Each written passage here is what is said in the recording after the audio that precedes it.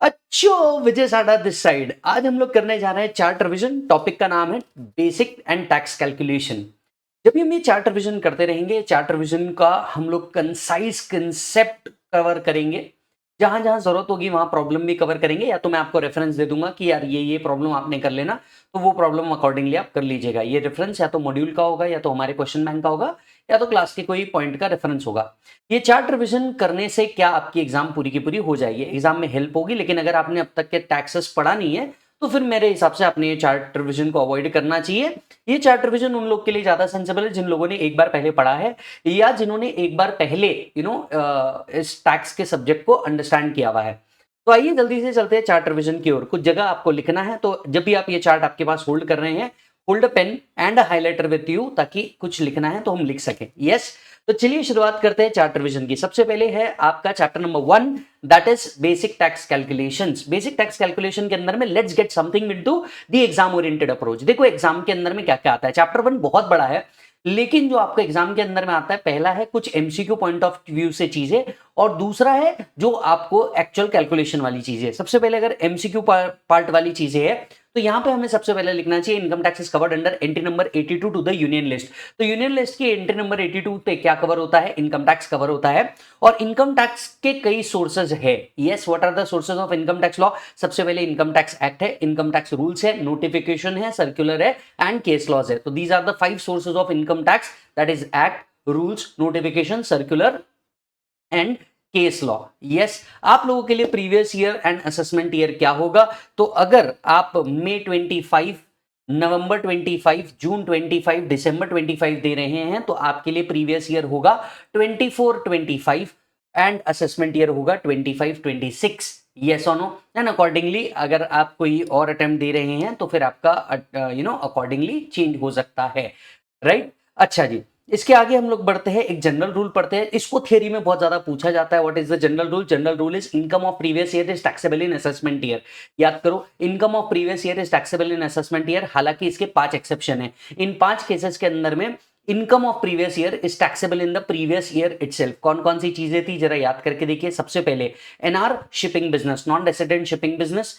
दूसरा AOP BOI which is form for short duration. अगर कोई एओपी या बीओआई है जो शॉर्ट ड्यूरेशन के लिए फॉर्म हुआ है, तो उसको उसी साल के अंदर में टैक्स भरना होगा।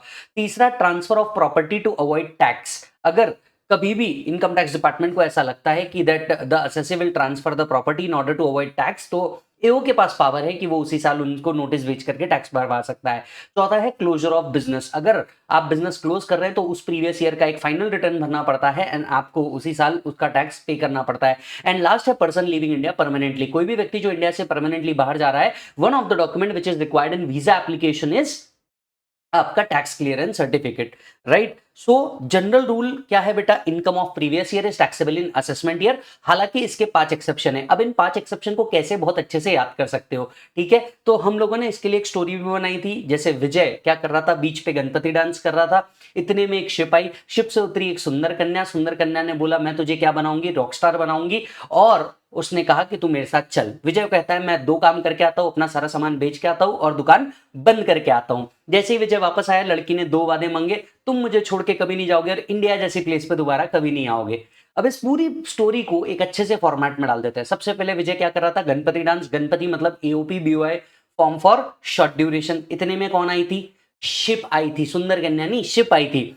शिप से कौन उतरी? सुंदर कन्या। सुंदर कन्या ने बोला मैं तुझे रॉकस्टार बनाऊंगी। विजय ने क्या कहा? मैं 2 काम करके आता हूं, अपना सारा सामान बेच के आता हूं, ट्रांसफर ऑफ प्रॉपर्टी, अपनी दुकान बंद करके आता हूं, क्लोजर ऑफ बिजनेस, और पर्सन लिविंग इंडिया परमानेंटली। लड़की ने कहा तुम मुझे छोड़ के कभी नहीं जाओगे और इंडिया जैसी प्लेस पे दोबारा कभी नहीं आओगे, मतलब पर्सन लिविंग इंडिया परमानेंटली। तो ये 5 केसेस के अंदर में आपको प्रीवियस ईयर में ही आपका क्या देना पड़ता है? टैक्स देना पड़ता है। आई एम श्योर आपको कुछ डेफिनेशंस बहुत अच्छे से आते होंगी, मतलब इनकम क्या है, कैपिटल रिसीट, रेवेन्यू रिसीट क्या है, तो हम वहां पे अपना टाइम वेस्ट नहीं करेंगे। यस, चलिए हम लोग आते हैं कहां पे? टैक्स रेट के अंदर में। अब जैसा कि आप सभी जानते हैं, 2 टैक्स रेट स्कीम है। एक है डिफॉल्ट टैक्स स्कीम इंडिविजुअल के लिए, दैट इज 115 बीएसी, और दूसरी है old taxation scheme, that is जो आपका स्लैब रेट चलता था वो वाला। तो हम शुरुआत करेंगे सबसे पहले स्लैब रेट पढ़ते हुए कि स्लैब रेट्स क्या थे, और उसके बाद हम लोग जाएंगे न्यू प्रोविजंस के ऊपर। यस और नो? सबसे पहले हम लोग चल जाते हैं ओल्ड टैक्स स्कीम। अब आप सभी जानते हैं ओल्ड टैक्स स्कीम के अंदर में क्या था दोस्त? डिपेंडिंग अपॉन द एज आपका क्या लगता था, टैक्स स्लैब लगता था। क्या एसएससी इंडिविजुअल है, क्या एसएससी इंडिविजुअल है, resident below 60, non resident irrespective of age, non resident irrespective of age, HUF, AOP, BOI, AJP. तो ये जो स्लैब रेट्स है ये किन किन को एप्लीकेबल है वापस से देख लेते हैं।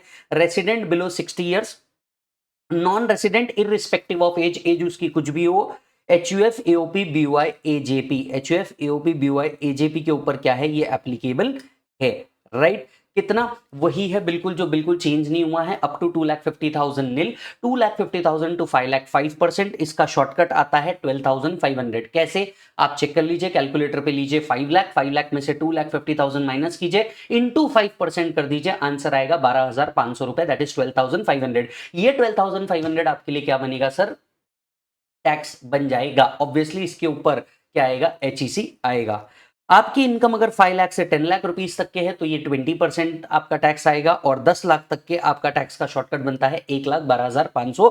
एंड अबाउट 10 लाख ये कितना बनेगा बेटा, 30% बनेगा। अबाउट 10 लाख कितना परसेंट बनेगा, 30% बनेगा। तो जनरली अगर प्रॉब्लम कुछ नहीं कहता तो आपको हमेशा यही स्लैब रेट को यूज करना है। नॉन रेसिडेंट है, एज उसकी कुछ भी हो, आपको यही स्लैब रेट यूज करना है। एचयूएफ, एओपी, बीओआई के लिए आपको यही टैक्स रेट यूज करना है। हालांकि अगर एसएससी सीनियर सिटीजन है, senior citizen that too resident, resident senior citizen है 60 or above as, dot 60 or above as, तो उनके लिए स्लैब लिमिट है up to 3 lakh nil, 3 lakh to 5 lakh 5%, 5 lakh to 10 lakh 20%, and above 10 lakh कितना है बेटा, 30% कवर किया जाता है। यस और नो। यहां पे एक चीज याद रखने लायक है, और वो चीज है कि यहाँ पे एसएससी कौन होना चाहिए, रेसिडेंट होना चाहिए। एसएससी कौन होना चाहिए बोलो, रेसिडेंट होना जरूरी है, राइट। अगर एसएससी सुपर सीनियर की कैटेगरी में आता है, अगर एसएससी कहां आता है, सुपर सीनियर की कैटेगरी के अंदर में आता है, that is resident individual 80 or above. Resident individual कैसा बेटा, 80 और अबाव कैटेगरी। यस, तो यहां तक की कैटेगरी के आने के लिए एसएससी जिंदा भी होना चाहिए, रेसिडेंट भी होना चाहिए, और इनकम भी कमा रहा होना चाहिए। ये तीनों क्राइटेरिया पूरे करोगे तो होने वाला है, नहीं तो नहीं होने वाला। क्लियर है। तो अप टू 5 लाख क्या होगा बेटा, nil, 5 lakh to 10 lakh 20%, and about 10 lakh कितना रहेगा बेटा, 30% रहेगा। यस। तो क्या टैक्स कैलकुलेट करते वक्त हम सिर्फ टैक्स ही कवर करते हैं, क्या हम सिर्फ टैक्स ही कवर करते हैं? देखिए, आज आप ओल्ड स्कीम में तब आएंगे जब ये प्रॉब्लम क्लियर कह दे that SSC is not opting for 115 BSC. तो individual HUF, AOP, BOI, AJP do have a option for the default tax scheme that is 115 BSC. However they can opt for the old regime. हालांकि अगर वो ऐसा old regime में opt करना चाहते हैं तो उनको एक स्पेसिफिक फॉर्म भरना पड़ता है, एओ को पहले कम्युनिकेट करना पड़ता है that they are not opting for 115 BSC. क्या टैक्स के अंदर में सिर्फ इससे काम हो जाएगा? नहीं जी, टैक्स के अंदर में एक और चीज लगेगी। टैक्स के साथ साथ लगता है health and education cess at the rate of 4%। तो एचईसी जो लगता है वो टैक्स का 4% लगता है। साथ साथ में टैक्स कैलकुलेट करते वक्त आपको रिबेट भी मिल जाएगा। चलिए याद करके देखिए, रिबेट डेफिनेटली आप लोगों ने जरूर किया होगा। रिबेट को जरा समझ लेते हैं। रिबेट किसको एप्लीकेबल है? क्या वो हर एसएससी को एप्लीकेबल है? जल्दी से कमेंट करके बताइए। The answer is no. Rebate is applicable only to individual, that too assessee must be resident in India. तो एसएससी इंडिविजुअल होना चाहिए, दैट टू एसएससी क्या होना चाहिए, रेसिडेंट इन इंडिया होना चाहिए। उसकी टोटल इनकम, कैसी इनकम, टोटल इनकम, मतलब ऑल हेड्स ऑफ इनकम की हम बात कर रहे हैं, right, does not exceed 5 lakh. अगर उसकी टोटल इनकम कितने से ऊपर नहीं जाती बेटा, 5 लाख रुपीज से ऊपर नहीं जाती, तो रिबेट इज 12,500 और 100% of tax which ever is lower. तो रिबेट इज 12,500 और 100% of tax which ever is lower. तो चलो, रिबेट के लिए क्या कंडीशन है, SSC should be individual, he should be resident, total income 5 lakh से ऊपर नहीं होना चाहिए, तो आपको रिबेट मिलेगा 12,500 और 100% of tax which ever is lower. आप सभी लोग जानते होंगे, मैं फटाक से रिकॉल करवा दूं, अगर लॉन्ग टर्म कैपिटल गेन है 112A का, तो उसमें से रिबेट नहीं मिलता। तो rebate is not available from tax computed under 112A। मतलब ये किस टैक्स की बात कर रहे हैं, लॉन्ग टर्म कैपिटल गेन जो 112A के अंदर में आता है, उसमें से रिबेट नहीं मिलता। हालांकि बाकी हर तरीके की इनकम से मिलता है, including casual income. I repeat my words, casual income से भी रिबेट आपको मिल जाएगा। Long term capital gain under 112A से रिबेट नहीं मिलता। रिसेंटली यहां पे एक कंट्रोवर्सी है जो मैं आपको बताता हूं, शायद आपने ट्विटर, इंटरनेट या बहुत सारी चीजें पढ़ी होंगी तो आपको ये कंट्रोवर्सी पता है। आप डायरेक्ट एंट्री वाले स्टूडेंट है तो ये कंट्रोवर्सी आपको पता है, या आपने ऑफिस ज्वाइन करके रखा है तो आपको ये कंट्रोवर्सी पता है। ये कंट्रोवर्सी क्या है, रिसेंटली जो इनकम टैक्स रिटर्न आया उसमें शॉर्ट टर्म कैपिटल गेन जो 111A का है उसमें से भी रिबेट नहीं दिया और टैक्स पेयर इससे काफी नाखुश भी है। हालांकि ऐसा कुछ लॉ में अब तक नहीं लिखा है, लॉ के अंदर में बहुत क्लियर है कि सिर्फ 112A में से रिबेट नहीं मिलेगा, बाकी हर एक केस में से रिबेट मिलेगा। हालांकि जो नए फॉर्म्स आए हैं, रिटर्न्स आए हैं, ये 111A में से भी रिबेट नहीं दे रहे। अब आप पूछेंगे सर हमने एग्जाम के अंदर में क्या करना है? देखो मैं तो हमेशा से कहता हूं आंसर 3 प्रकार के होते हैं, राइट, रॉन्ग और ICAI। मैं हमेशा से कहता हूं आपने वही करना जो ICAI कहता है, आपका इंस्टीट्यूट कहता है। तो इंस्टीट्यूट बोलता है कि रिबेट सिर्फ एक चीज से नहीं मिलता, दैट इज 112A। आपने भी चुपचाप एज इट इज वही फॉलो कर लेना चाहिए। तो जो भी आप टैक्स निकालेंगे, टैक्स के अंदर में आप क्या करेंगे सर? रिबेट देंगे। अगर कंडीशन सेटिस्फाई होती है तो आप क्या लगाएंगे सर? HEC लगाएंगे, अगर कंडीशन सेटिस्फाई होती है तो। जो भी आपका टैक्स आ रहा है इस टैक्स को राउंड ऑफ करना पड़ेगा और इसके लिए दो सेक्शन है, 288A 288B, ऐसे दो सेक्शन है, 288A 288B। 288A total income को राउंड ऑफ करने की बात करता है, 288B टैक्स को राउंड ऑफ करने की बात करता है। अब मैक्सिमम स्टूडेंट एग्जाम में यहाँ पे गलती करते हैं और आप क्योंकि ये चार्ट रिवीजन देख रहे हैं और वीडियो को लाइक भी कर रहे हैं, आप ये गलती नहीं करेंगे। याद रखिए जब आप हेड्स कंप्यूट करके रखते हैं वो राउंड ऑफ नहीं करना, जब आप ग्रॉस टोटल इनकम निकाल रहे हैं वो राउंड ऑफ नहीं करना, आपने टोटल इनकम को राउंड ऑफ करना है। तो हेड्स को राउंड ऑफ नहीं करना, ग्रॉस टोटल इनकम को राउंड ऑफ नहीं करना, सीधा टोटल इनकम को राउंड ऑफ कर लेना। बुलाती है मगर हाँ जाने का नहीं, ये याद रखना बेटा, क्लियर है? तो आपने सीधा टोटल इनकम को राउंड ऑफ करना है और जो फाइनल टैक्स आएगा आफ्टर रिबेट आफ्टर HEC उसको राउंड ऑफ करना है। Are you getting the point? Yes. So total income and total tax need to be rounded off in multiple of 10। अब ये इन मल्टीपल ऑफ 10 क्या होता है मैं आपको क्लियर कट बता देता हूं।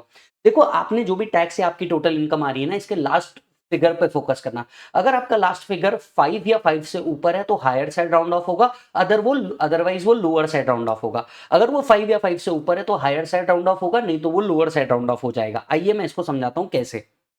मान के चलो 86205, 86204, 86209, ऐसे सपोज 3 एग्जांपल समझते हैं।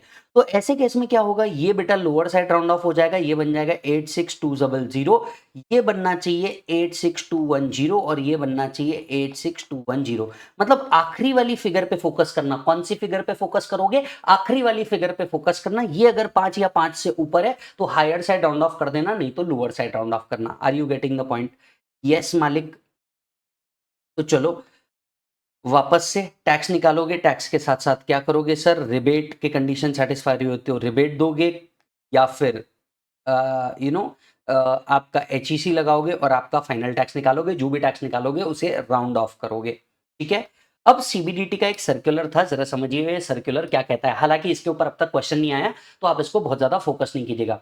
ये कहता है कि अगर मान लीजिए कोई असेसी 1 अप्रैल के दिन सीनियर या सुपर सीनियर सिटीजन बन रहा होगा, अगर कोई 1 अप्रैल के दिन सीनियर या सुपर सीनियर सिटीजन बन रहा होगा, he is eligible for higher basic exemption limit. तो इसके पीछे केस लॉ था। केस लॉ कहता था कि आप जो अपनी एज है, सीनियोरिटी की एज है, वो एटलीस्ट एक दिन पहले रात 12 बजे ही अचीव कर लेते हैं। तो ऐसे केस में क्या होता है, अगर आप 1 अप्रैल ऑफ द असेसमेंट ईयर को सीनियर या सुपर सीनियर सिटीजन बन रहे हैं तो आपको हायर बेसिक एग्जम्पशन मिलेगा 3 लाख या 5 लाख, अकॉर्डिंगली आपको वो यूज करना चाहिए। तो any resident individual who 60th और 80th birthday falls on 1 April 2024, he shall be treated to have completed the age of 60 or 80 and hence would be eligible for higher basic exemption limit. Are you getting this point? Yes Malik. चलो अब आते हैं एक special adjustment करते वक्त, tax calculate करते वक्त ये स्पेशल एडजस्टमेंट स्पेशली पूछी जाती है। और कैपिटल गेन तो कंप्यूट करते वक्त हमेशा आपको ये टेस्ट की जाती है दोनों लेवल पे, इंटर फाइनल लेवल पे। अभी क्या एडजस्टमेंट है मैं आपको बताता हूं। मान लीजिए अगर असेसी रेसिडेंट है तो ये एडजस्टमेंट जो है ये NR वालों के लिए नहीं है, ये एडजस्टमेंट सिर्फ रेसिडेंट वालों के लिए है। अगर असेसी रेसिडेंट है एंड उसके पास स्पेशल इनकम है, स्पेशल इनकम कौन सी? या तो 111A का शॉर्ट टर्म कैपिटल गेन, या तो 112 का लॉन्ग टर्म कैपिटल गेन, या तो 112A का लॉन्ग टर्म कैपिटल गेन। इन तीन के अलावा कोई और नहीं, ठीक है? जो एडजस्टमेंट होगी ये सिर्फ 3 इनकम से होगी, short term capital gain, long term capital gain, long term capital gain under 112A। तो मान लीजिए अगर असेसी के पास ये 3 स्पेशल इनकम है और assessee can not absorb basic exemption limit, तो he will first adjust the special income in basic exemption limit and balance if any will be taxable at special rate. इसे कुछ ऐसे समझिए, ठीक है? इसे कुछ ऐसे समझिए, यहाँ जगह खाली आप यहाँ मेरे साथ बना सकते हैं। मान लीजिए आपका पीजीबीपी इनकम आ रहा है लेट्स से 1.5 लाख रुपीस और आपके पास लॉन्ग टर्म कैपिटल गेन है लेट्स से 112 का लेट्स से 4 लाख रुपीस। अब आपको टैक्स किस तरीके से निकालना होगा? सबसे पहले आपकी नॉर्मल इनकम कितनी है बेटा? 1.5 लाख रुपीस है, दैट इज पीजीबीपी, बराबर है। अब क्या आप बेसिक एग्जाम्पशन लिमिट एब्जॉर्ब कर पा रहे हैं? The answer is no. तो आपको क्या करना चाहिए, यहाँ पे आपका long term capital gain 1 lakh rupees तक के एडजस्ट कर देना चाहिए, considering as a season on senior citizen. ठीक है, सीनियर सिटीजन या सुपर सीनियर सिटीजन रहेगा तो आपको अकॉर्डिंगली एडजस्ट करना है। अब यहाँ पे आपकी टोटल इनकम कितनी हो गई? 2.5 लाख तक के, जहाँ पे आपका टैक्स कितना हो जाएगा? Nil, after considering the basic exemption limit. तो बेसिक एग्जाम्पशन लिमिट 2,50,000 तक के है, तो आपका टैक्स कितना हो जाएगा बेटा? निल हो जाएगा, इसलिए ये निल हो जाएगा। अब आते हैं आपका जो लॉन्ग टर्म कैपिटल गेन है वो कितना टैक्सेबल होगा? जो आपका लॉन्ग टर्म कैपिटल गेन था ये कितना था बेटा? 4 लाख। इसमें से 1 लाख रुपीस तो आपने कहाँ यूज कर लिया? 1 लाख रुपए आपने यूज कर लिया against the basic exemption limit. अब आपका 3 लाख पे ही स्पेशल रेट ऑफ टैक्स लगेगा, दैट इज 20% और any change in the rate as may be applicable. Yes, तो अगर आप देखेंगे इस तरीके से आपको एडजस्ट करना है, लेकिन ये एडजस्टमेंट के टाइम पे दो चीजें आपको ध्यान रखनी है। पहला, ये एडजस्टमेंट सिर्फ और सिर्फ रेसिडेंट एसएससी के लिए हो सकती है। Yes, that too individual, resident SSC that too individual, क्योंकि benefit of basic exemption limit mostly उनको ही अवेलेबल है। यस, एंड इनके पास स्पेशल इनकम है। स्पेशल इनकम भी कौन सी कैटेगरी की? 3 ही कैटेगरी की। स्पेशली मैं इसको कट डाउन करूं तो 2 ही कैटेगरी की। कैपिटल गेन, आप बोलेंगे मैं लॉटरी इनकम से, कैजुअल विनिंग से इसको एडजस्ट कर दूं, नहीं हो सकता, बिकॉज कैजुअल इनकम पे विनिंग टैक्सेबल है, इनकम नहीं। यस, कैजुअल सोर्स से विनिंग टैक्सेबल है, तो वहां से तो कोई डिडक्शन आपको नहीं मिलता, इसलिए ये भी बेनिफिट आपको नहीं मिलेगा। इसीलिए ऐसा कुछ है तो वो स्पेशल इनकम से ही एडजस्ट हो पाएगी। And so if assessee is resident special income and cannot adjust basic exemption limit, then he can adjust special income and balance income shall be liable to special rate of tax। तो आप सबसे पहले इसे क्या करेंगे, normal में adjust करेंगे और उसके बाद कोई स्पेशल इनकम बची होगी उसको स्पेशल रेट पे एडजस्ट किया जाएगा। अब यहाँ पे बच्चों के काफी डाउट आते हैं, मैं वो क्लियर कर देता हूँ। पहला डाउट होता है कि सर मान लीजिए अगर मेरे पास सिर्फ लॉन्ग टर्म कैपिटल गेन होता तो क्या होता? तो बेटा पूरा का पूरा एडजस्ट हो जाता, 4 में से 2.5 माइनस होता और बैलेंस पे स्पेशल रेट लगता। ठीक है सर। वो कहता है कि सर मान लो अगर मेरे पास शॉर्ट टर्म कैपिटल गेन भी है, लॉन्ग टर्म कैपिटल गेन भी है, मैंने पहले क्या एडजस्ट करना चाहिए? इसके लिए कोई लॉ है क्या? इसके लिए कोई लॉ नहीं है, आपके ऊपर पूरी छूट है। जो हायर टैक्स रेट है पहले वो एडजस्ट कर लो और लोअर टैक्स रेट वाले के ऊपर टैक्स निकाल लेना। तो ये एक छोटा सा टैक्स प्लानिंग लूप होल है, आप इसको बिंदास कहीं पे भी यूज कर सकते हो, कोई दिक्कत नहीं है। फिर दूसरा पूछता है sir long term capital gain में 112 है और 112 ए भी है, पहले क्या एडजस्ट करूं? लॉ ने कोई क्लैरिटी नहीं दी है, तो जिस पे टैक्स रेट ज्यादा है वो पहले एडजस्ट कर दे और जिस पे टैक्स रेट कम है वो बाद में एडजस्ट करियो। सर मेरे पास लॉन्ग टर्म भी है शॉर्ट टर्म भी है, अब मैं क्या एडजस्ट करूं?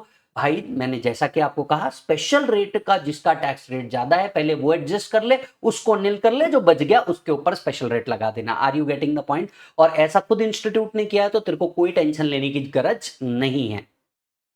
अच्छा जी सर, चलिए अभी हम बात कर रहे थे स्पेशल इनकम की। तो स्पेशल इनकम क्या होता है? देखिए ये जो नॉर्मल रेट्स है ना, ये आपके फाइनेंस एक्ट के अंदर में लिखे होते हैं। तो शेड्यूल 1 टू फाइनेंस एक्ट के अंदर में आपके स्लैब रेट लिखे होते हैं। लेकिन ये जो स्पेशल इनकम है ना, ये स्पेशल इनकम पे जो टैक्स रेट होता है ये इनकम टैक्स एक्ट ही प्रोवाइड करता है, राइट? ये इनकम टैक्स एक्ट ही प्रोवाइड करता है और मैंने यहाँ पे अमेंडमेंट रखा है। तो अगर कोई बच्चा ये जो टैक्स रेट है ये लेट्स से दिसंबर 24 के लिए भी अगर देख रहा होगा या जनवरी 25 के लिए भी देख रहा होगा, तो वो ओल्ड रेट को रेफर करके ये चार्ट को रेफर कर सकता है। हालांकि मैं ये जो चार्ट रिवीजन है ये स्पेसिफिकली मई 25, जून 25, नवंबर 25, दिसंबर 25 के लिए बना रहा हूं, तो अकॉर्डिंगली बच्चे ने देखना है। यस और नो? चलिए, क्योंकि देखो ये चार्ट रिवीजन तो स्पेसिफिकली इंटर वाले भी देखते हैं, क्योंकि जो चैप्टर है वो ऑलमोस्ट सेम है, पूरा का पूरा ही सेम है, तो एज सच कोई डिफरेंस तो आता नहीं है। सबसे पहले आते हैं short term capital gain under 111 ए। ये वो शॉर्ट टर्म कैपिटल गेन होता है जो शेयर्स एंड सिक्योरिटीज पे आता है, जिसपे एसटीटी पे होता है। तो शॉर्ट टर्म कैपिटल गेन जो 111 ए का आ रहा है, it will be taxable at the rate of 15% with effect from 23/7/2024, 23rd/7/2024 को ये टैक्स रेट चेंज हो चुका है और उसके बाद ये टैक्स रेट को 15% से 20% पे शिफ्ट कर दिया गया है। तो अब जब भी आप कैपिटल गेन को सॉल्व करेंगे आपको बहुत ईमानदारी से डेट के ऊपर फोकस करना पड़ेगा मामा। डेट के ऊपर फोकस करके ही आप क्या कर पाओगे, उसको चेक कर पाओगे।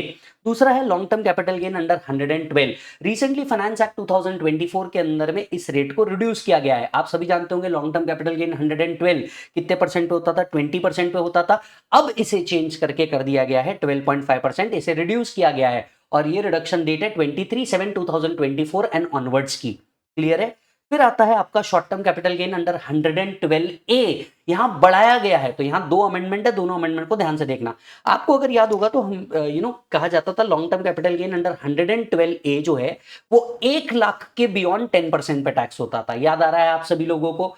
अब इसमें क्या चेंज किया गया है मैं आपको बता दूं। इसमें चेंज ये किया गया है कि अब ये 1 लाख को 1.25 लाख कर दिया गया है। तो साल भर की जो लिमिट है ये 1.25 लाख है, चाहे आपने ट्रांजैक्शन 23/7/2024 से पहले किया या आपने ट्रांजैक्शन 23/7/2024 के बाद किया। द लिमिट इज 1,25,000 और जो टैक्स रेट 10% हुआ करता था ये अब 12.5 है। तो लॉन्ग टर्म कैपिटल गेन अब कोई भी हो, चाहे वो 112 का हो या 112A का हो, आपका टैक्स रेट बन चुका है 12.5%।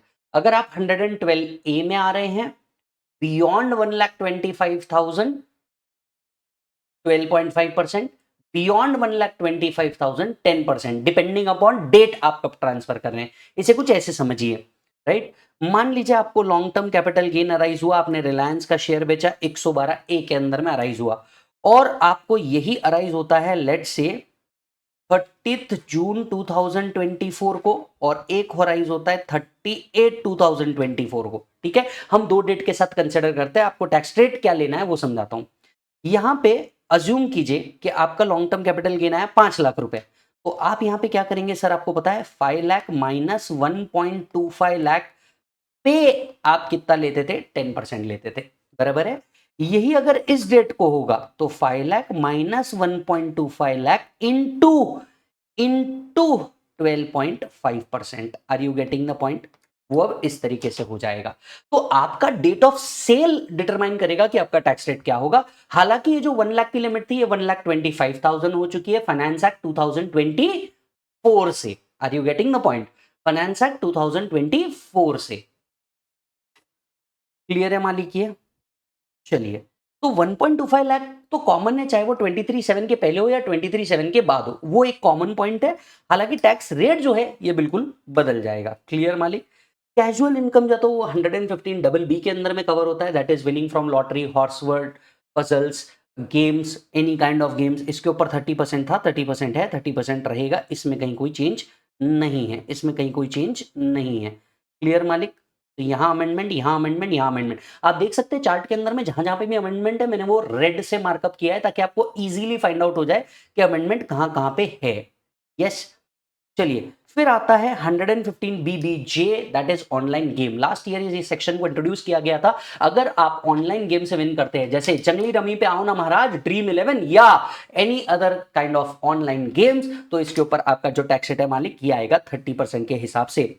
फिर आता है आपका unexplained expenses, unexplained cash, unexplained investments. अब ये क्या है, आपका चैप्टर नंबर 1 के अंदर में ना आपको सेक्शन दिए हैं, सेक्शन 69 की सीरीज कवर होती है। अगर आपके पास कोई अनएक्सप्लेन्ड मनी मिल जाता है, मतलब आपके घर पे रेड पड़ती है, रेड में कोई मनी मिल जाता है जिसको आप एक्सप्लेन नहीं करते, या जो आपने एक्सप्लेन किया वो एओ को सेटिस्फाई नहीं लग रहा, तो ऐसे केस में हम इसको कहते हैं अनएक्सप्लेन्ड कैश। दूसरा, आपके घर पे रेड पड़ी, वहां पे क्या किया, कुछ अच्छे खर्चे आपने किए हुए हैं, आपके घर के अंदर में बहुत अच्छा इंटीरियर हुआ है, बहुत अच्छे आर्टिकल्स रखे हुए हैं, तो ये आपसे पूछता है भैया ये कहां से आया, आप उसका कोई प्रॉपर रिप्लाई नहीं देते, या जो आपने रिप्लाई दिया वो सेटिस्फैक्टरी नहीं लगता, इसे हम कहते हैं अनएक्सप्लेन्ड एक्सपेंसेस। फिर आता है अनएक्सप्लेन्ड इन्वेस्टमेंट। मान लीजिए आपके घर पे रेड पड़ी, रेड पड़ने पे आपके घर पे सोने के बिस्किट मिल रहे हैं, सिल्वर के बिस्किट्स मिल रहे हैं, आपके घर पे 10 बिस्किट मिले, डिस्क्लोज आपने एक करके रखा है या एक भी नहीं करके रखा है, तो इसे कहते हैं अनएक्सप्लेन्ड इन्वेस्टमेंट या इन्वेस्टमेंट नॉट फुल्ली डिस्क्लोज्ड। अगर आपने एओ को इस पे सेटिस्फाई नहीं किया, या जो आप आंसर दे रहे हैं एओ को उसको अगर वो सेटिस्फैक्टरी नहीं लग रहा, तो ऐसे केस में ये सारी इनकम कितने परसेंट पे टैक्सेबल है, इफेक्टिव रेट ऑफ 78%। हालांकि टैक्स रेट 60% है, इस पे 25% मैंडेटरी सरचार्ज और 4% सेस है, तो ये तीनों मिलाकर के इफेक्टिव रेट बनता है आपका 78%। यस। तो जो भी आपका अनएक्सप्लेन्ड कैश है, अनएक्सप्लेन्ड एक्सपेंसेस है, अनएक्सप्लेन्ड इन्वेस्टमेंट्स है, ये पूरा का पूरा 78% पे क्या होगा, टैक्सेबल होगा। फिर आता है आपका मैक्सिमम मार्जिनल रेट, जिसको हम एमएमआर भी कहते हैं, जिसको हम क्या कहते हैं, एमएमआर भी कहते हैं। ये जो एमएमआर है ना बेटा, ये दो है जी, एमएमआर एक नहीं है, एमएमआर दो है, डिपेंडिंग अपॉन आप ओल्ड स्कीम में हो या न्यू स्कीम में। एज ऑफ नाउ हम लोग क्या डिस्कस कर रहे हैं, ओल्ड स्कीम। तो ओल्ड स्कीम का एमएमआर कितना है, देखिए एमएमआर का मतलब होता है highest rate of tax which is applicable to individual plus highest rate of surcharge which is applicable to individual plus HEC. अब हाईएस्ट रेट ऑफ टैक्स क्या है जो इंडिविजुअल को एप्लीकेबल, वो है 30%। हाईएस्ट रेट ऑफ सरचार्ज क्या है जो इंडिविजुअल को एप्लीकेबल है, वो है 37%। और हाईएस्ट रेट ऑफ एचईसी क्या है, दैट इज 4%। तो ये आपका बन जाता है 42.744%।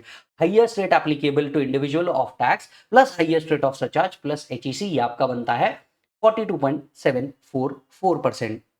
रिसेंटली एक और सेक्शन ऐड किया गया था 115 बीबीआई, वर्चुअल डिजिटल एसेट्स। अगर आप कोई एनएफटी सेल करते हैं, क्रिप्टो करेंसी सेल करते हैं, या आप ऐसे कोई भी डिजिटल एसेट्स को सेल करते हैं, इससे आने वाली इनकम आपकी कैजुअल इनकम टाइप ट्रीट की जाती है और इसको टैक्स लगता है 30%। तो एक बार इसे अच्छे से चेक कर लीजिए मालिक।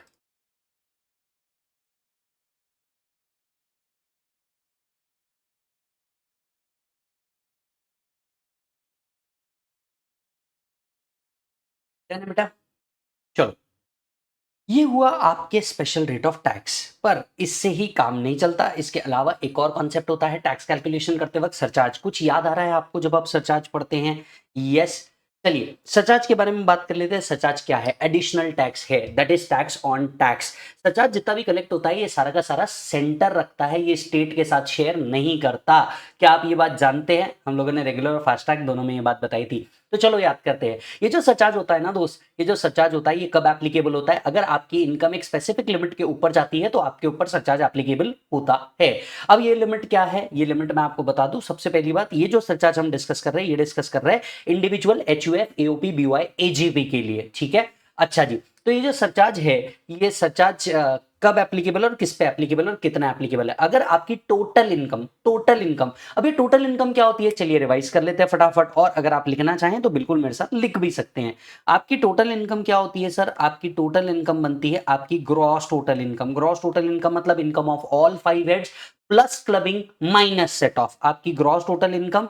इसमें से जब हम क्या माइनस कर देते हैं बेटा, डिडक्शन माइनस कर देते हैं चैप्टर 6A में दिए हुए, तो जो बनती है ये बनती है आपकी टोटल इनकम। इसे हम टैक्सेबल इनकम भी कहते हैं। इसे हम क्या कहते हैं, टैक्सेबल इनकम भी कहते हैं, right. So income of all 5 head plus clubbing minus set of minus deduction under chapter 6 से ये बनता है आपकी टोटल इनकम। तो अगर आपकी टोटल इनकम 50 लाख रुपए से ज्यादा नहीं है, अगर आपकी total income does not exceed 50 lakh rupees, तो आपको कोई सरचार्ज देने की जरूरत नहीं है, कोई सरचार्ज नहीं आएगा एनी काइंड ऑफ इनकम। आपकी टोटल इनकम अगर 50 लाख से 1 करोड़ तक की है, अगर आपकी टोटल इनकम एक्सीड करती है 50 लाख से पर 1 करोड़ से एक्सीड नहीं करती, तो ऐसे केस में एनी काइंड ऑफ इनकम आपके ऊपर सरचार्ज रहेगा 10%। याद रखें, पहले टैक्स निकाला जाएगा, उसके ऊपर सरचार्ज ऐड किया जाएगा, उसके ऊपर एचईसी ऐड किया जाएगा। क्लियर है मालिक? अच्छा जी, मान लीजिए आपकी टोटल इनकम अगर 1 करोड़ से 2 करोड़ के ब्रैकेट में आ रही है, तो ऐसे केस के अंदर में any kind of income 1 crore से 2 करोड़ के ब्रैकेट में आ रही है, तो आपकी टोटल इनकम के ऊपर जो सरचार्ज लगेगा वो 15% का लगेगा। आपकी टोटल इनकम के ऊपर जो सरचार्ज लगेगा वो 15% का लगेगा। अब यहां से एक क्रूशियल टर्निंग पॉइंट आता है, इसको फोकस करना और बड़े आराम से आप ग्रास्प कर लेंगे।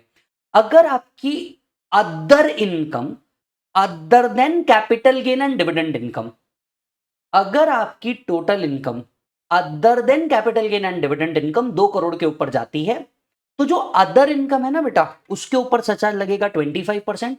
और जो आपका capital gain and dividend income है, इस पे सरचार्ज लगेगा 15%। मतलब एक बात जो आपको दिमाग में रखनी है, capital gain any kind, capital gain and dividend income के ऊपर सरचार्ज 15% के ऊपर नहीं जाएगा। Capital gain and dividend income के ऊपर सरचार्ज 15% के ऊपर नहीं जाएगा। हमने क्लास में इस पे बहुत सारे क्वेश्चन सॉल्व किए हैं, फास्ट ट्रैक में इस पे बहुत सारे क्वेश्चन सॉल्व किए, और क्वेश्चन बैंक में भी इसके ऊपर बहुत सारे क्वेश्चन हैं कि इसको सेपरेटली कैसे कैलकुलेट करते हैं। तो अगर आपकी अदर इनकम 2 करोड़ रुपए के ऊपर जा रही है, तो आपकी जो इनकम 2 करोड़ के ऊपर जा रही है, वो उस अदर इनकम के ऊपर जो सरचार्ज आने वाला है वो आने वाला है 25%, वेराज आपके capital gain and dividend income component के ऊपर जो सरचार्ज आने वाला है वो आने वाला है 15%। इसे कुछ ऐसे समझिए, मान लीजिए आपका पीजीबीपी इनकम आ रहा है 3 करोड़ रुपीस और आपका लॉन्ग टर्म कैपिटल गेन आ रहा है लेट्स से 40 लाख रुपीस। अब अगर आप ध्यान से देखेंगे तो मेरी अदर इनकम 2 करोड़ रुपए के ऊपर है, तो इस पे जो टैक्स होगा ना, इस पे टैक्स के बाद सरचार्ज जो लगेगा वो सरचार्ज लगेगा 25%। इस पे जो टैक्स आएगा, टैक्स के ऊपर जो पोर्शन रहेगा उसके ऊपर सरचार्ज जो रहेगा वो होगा 25%, और इसके ऊपर जो भी टैक्स निकलेगा, इस कंपोनेंट के ऊपर जो सरचार्ज रहेगा ये रहेगा 15%। मतलब सरचार्ज को सेपरेटली हमें क्या करना होगा, कैलकुलेट करना होगा। Are you getting the point? तो मेरी अगर अदर इनकम 2 करोड़ रुपए के ऊपर जा रही है तो अदर इनकम पे जो सरचार्ज होगा, सरचार्ज हमेशा टैक्स पे लगता है, याद है? हम सरचार्ज लगाने के लिए देख इनकम रहे हैं, लेकिन सरचार्ज लगता टैक्स पे है, इसमें कंफ्यूजन मत करना भाई साहब। Are you getting the point? हाँ, नहीं तो वो बोलता है अरे यार मेरी इनकम तो चलेगी, मेरा सरचार्ज। सरचार्ज लगाने के लिए देखी इनकम जाती है, लेकिन सरचार्ज जो लगाया जाता है वो टैक्स पे लगाया जाता है, बुलाती है मगर।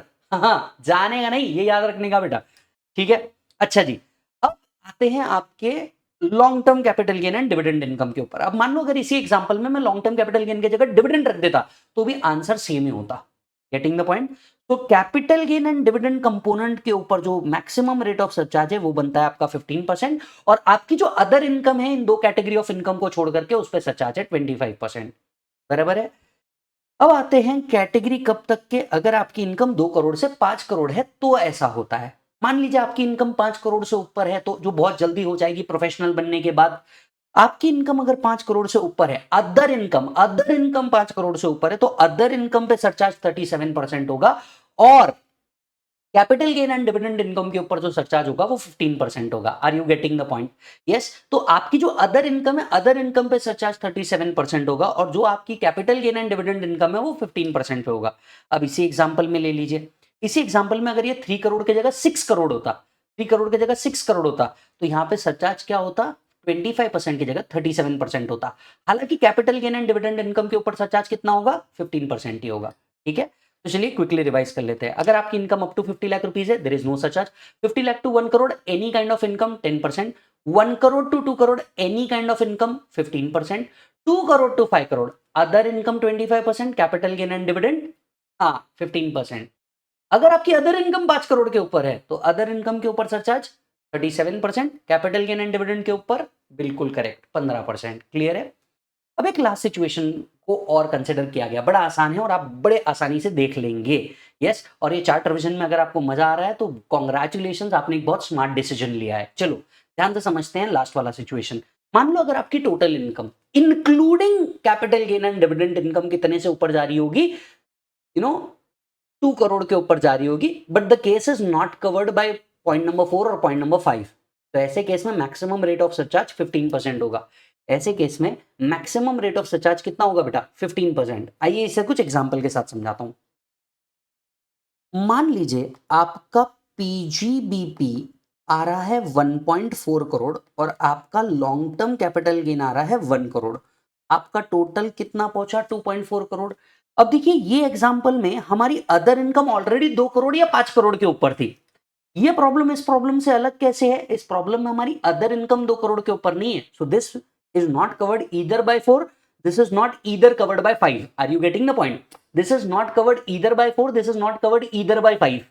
तो ऐसे केस के अंदर में जो जब भी आपका टैक्स निकलेगा, टैक्स के ऊपर मैक्सिमम रेट कितना लगा पाओगे सरचार्ज का, 15 ऑन ऑल इनकम, चाहे वो अदर इनकम हो, चाहे वो कैपिटल गेन या आपकी डिविडेंड इनकम ही क्यों ना हो।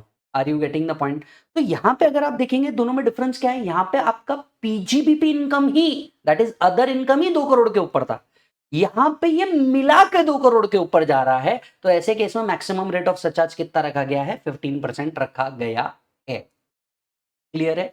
अच्छा जी, बीते दिनों कुछ अमेंडमेंट आया था, वो अमेंडमेंट क्या था मैं आपको बताता हूँ। ये लास्ट ईयर का अमेंडमेंट है। अगर कोई एक ऐसा एओपी है, अब आप तो जानते हैं एओपी क्या होता है, चलिए एक बार क्विकली रिवाइज करते हैं। एओपी के अंदर में पर्सन और पर्सन हो सकता है, तो एक इंडिविजुअल और कंपनी मिलकर एओपी बना सकते हैं। जी हाँ, बिल्कुल बना सकते हैं। तो अगर कोई एक ऐसा एओपी है जिसके सारे मेंबर कंपनी है, अगर एक ऐसा एओपी है जिसके सारे मेंबर कंपनी है, तो मैक्सिमम रेट ऑफ सरचार्ज उनके लिए 15% ही होगा। हालांकि आप देखेंगे जनरली ये सरचार्ज रेट ऑलमोस्ट हर एसएससी को एप्लीकेबल था, लेकिन अगर कोई एक ऐसा एओपी है जिसके सारे मेंबर कंपनी है, उसका मैक्सिमम सरचार्ज रेट भी 15% होगा। अब ऐसा कोई लॉ क्यों आया होगा, चलिए लॉ के पीछे आपको रीजन भी बताता हूं ताकि आपको मजा आए। अब लॉ के पीछे रीजन क्या था ये समझिए। देखिए कंपनी का मैक्सिमम रेट ऑफ सरचार्ज क्या है, डोमेस्टिक कंपनी का मैक्सिमम रेट ऑफ सरचार्ज 7% या 12%। जस्ट बिकॉज वो दोनों साथ में मिलकर के काम करते हैं, एसोसिएशन ऑफ पर्सन बन जाते हैं, 12% की जगह उनको आप कितना पे करवाने लगाते थे, 25%, 37%। तो ऐसे सारे एओपीज पहुंचे, उन्होंने कहा हम जितने भी मेंबर हैं इस एओपी के अंदर में, ये सारी कंपनियां, अगर हम इंडिविजुअली भी ऑपरेट करते तो 12% होता हमारा सरचार्ज, आप हमारे को 25 या 37 पे पहुंच जाएंगे। उनने निर्मला दीदी से रिक्वेस्ट की, कहा दीदी ओ दीदी ऐसा भी मत करिए, आप सरचार्ज लगाइए, हमें प्रॉब्लम नहीं है, लेकिन उसको रीजनेबल तो रखिए। तब निर्मला दीदी ने कहा कि चलो ठीक है मैं तुम पे कृपा कर ही देती हूं। निर्मला दीदी ने क्या किया, इन्होंने कहा कि अगर कोई एक ऐसी एओपी है जिसके सारी मेंबर्स कंपनी है, ऑल मेंबर आर कंपनी, तो ऐसे केस में मैक्सिमम रेट ऑफ सरचार्ज कितना होगा, 15%। ऐसे केस में मैक्सिमम रेट ऑफ सरचार्ज कितना होगा बेटा, 15%। Are you getting the point? Yes. चलिए नेक्स्ट कंसेप्ट पे चलते हैं। मार्जिनल रिलीफ हम सबसे बाद में लेंगे। नेक्स्ट कंसेप्ट पे चलते हैं, टैक्स रेट फॉर अदर। अब तक हम लोगों ने टैक्स रेट फॉर इंडिविजुअल्स को कंप्लीट कर लिया है under the old scheme, under the old scheme. अब हम जा रहे हैं टैक्स रेट फॉर कंपनीज। यहां पे दो जगह पे बड़े अमेंडमेंट हुए हैं, तो इन बड़े अमेंडमेंट्स को प्लीज ध्यान से सुनिएगा। दो बड़े अमेंडमेंट हुए। वी ऑल नो कंपनीज दो प्रकार की होती है, एक होती है डोमेस्टिक कंपनी, एक होती है फॉरेन कंपनी। हाँ या ना? बराबर है। फॉरेन कंपनी के टैक्स रेट के अंदर में चेंज आया है। पहले क्या हुआ करता था, पहले हुआ करता था 40%, अब क्या हो चुका है, फाइनेंस एक्ट 2024 ने इस रेट को कर दिया है 35%। तो foreign companies here in after 40% पे टैक्स नहीं होगी, ये 35% पे टैक्स होगी। फाइनेंस एक्ट 2024 का क्लैरिटी है। यस। तो अब फाइनेंस एक्ट कहता है अगर मान लीजिए फॉरेन कंपनी है और फॉरेन कंपनी की टोटल इनकम 1 करोड़ तक की है, तो टैक्स कितना होगा, total income into 35% plus 4% HEC इनके ऊपर एप्लीकेबल होगा। क्लियर है? तो क्या अमेंड हुआ है, पहले ये 40 होता था, अब ये 35 होगा। दूसरा क्या है, दूसरा है अगर फॉरेन कंपनी की इनकम 1 करोड़ से 10 करोड़ के बीच में है, the income of foreign company is between 1 crore to 10 crore, the tax rate will be 35% along with a surcharge of 2% and HEC 4%. So yes, in case of foreign company, the surcharge with an income bracket of 1 crore to 10 crore is 2%. Yes.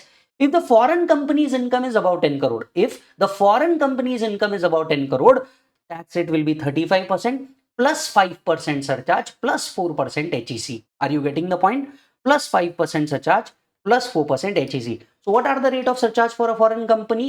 Between 1 to 10 crore, 2%. Above 10 crore, it will be 5%. Are you getting the point? Yes. Just look at this once more.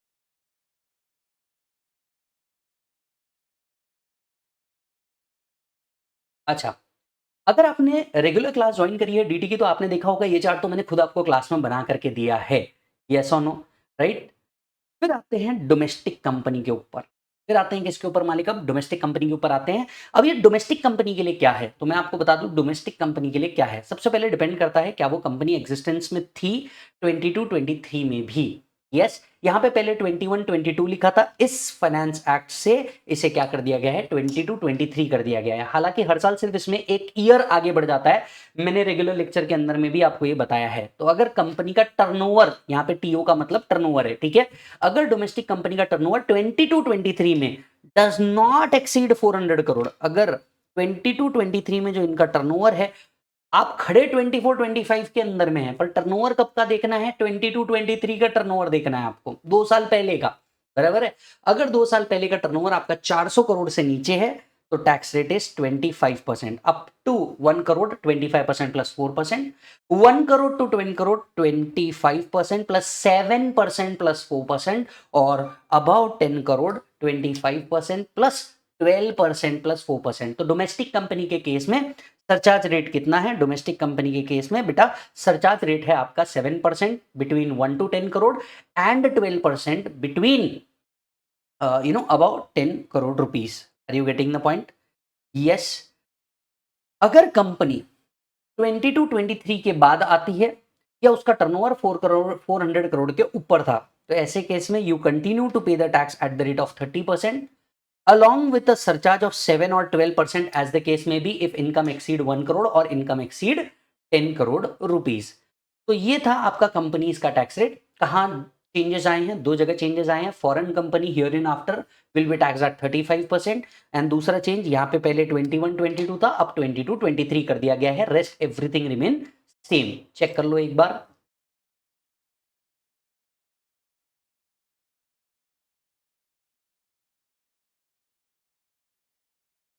क्या है मालिक? चलो आते हैं। अभी हमारा marginal relief बचा है और मैंने उसको जानबूझ करके रोक रखा है, ठीक है? ओके। अब सबसे पहले आपको समझा देता हूँ ऑप्शनल टैक्स स्कीम क्या होती है। ऑप्शनल टैक्स स्कीम क्या थी? 2019 के बाद धीरे धीरे ऐसा हुआ कि निर्मला सीतारमन जी से बहुत सारे लोग डिमांड करने लग गए, भैया स्लैब रेट बढ़ाओ, स्लैब रेट बढ़ाओ, स्लैब रेट बढ़ाओ। निर्मला सीतारमन जी बड़ी करुणा के साथ, करुणा दिल रखने वाली लेडी है और उन्होंने कहा कि देखिए मेरे को जो करना है मैं तो करूंगी, लेकिन आपकी डिमांड मैं छोड़ूंगी नहीं। आप चाहते हैं अगर कम रेट पे टैक्स पे करना तो मैं आपको एक ऑप्शन क्रिएट करके दूंगी। शुरुआत तो इसकी ऑप्शन के साथ हुई थी, पर अब इसे डिफॉल्ट टैक्स स्कीम भी कहा जाता है।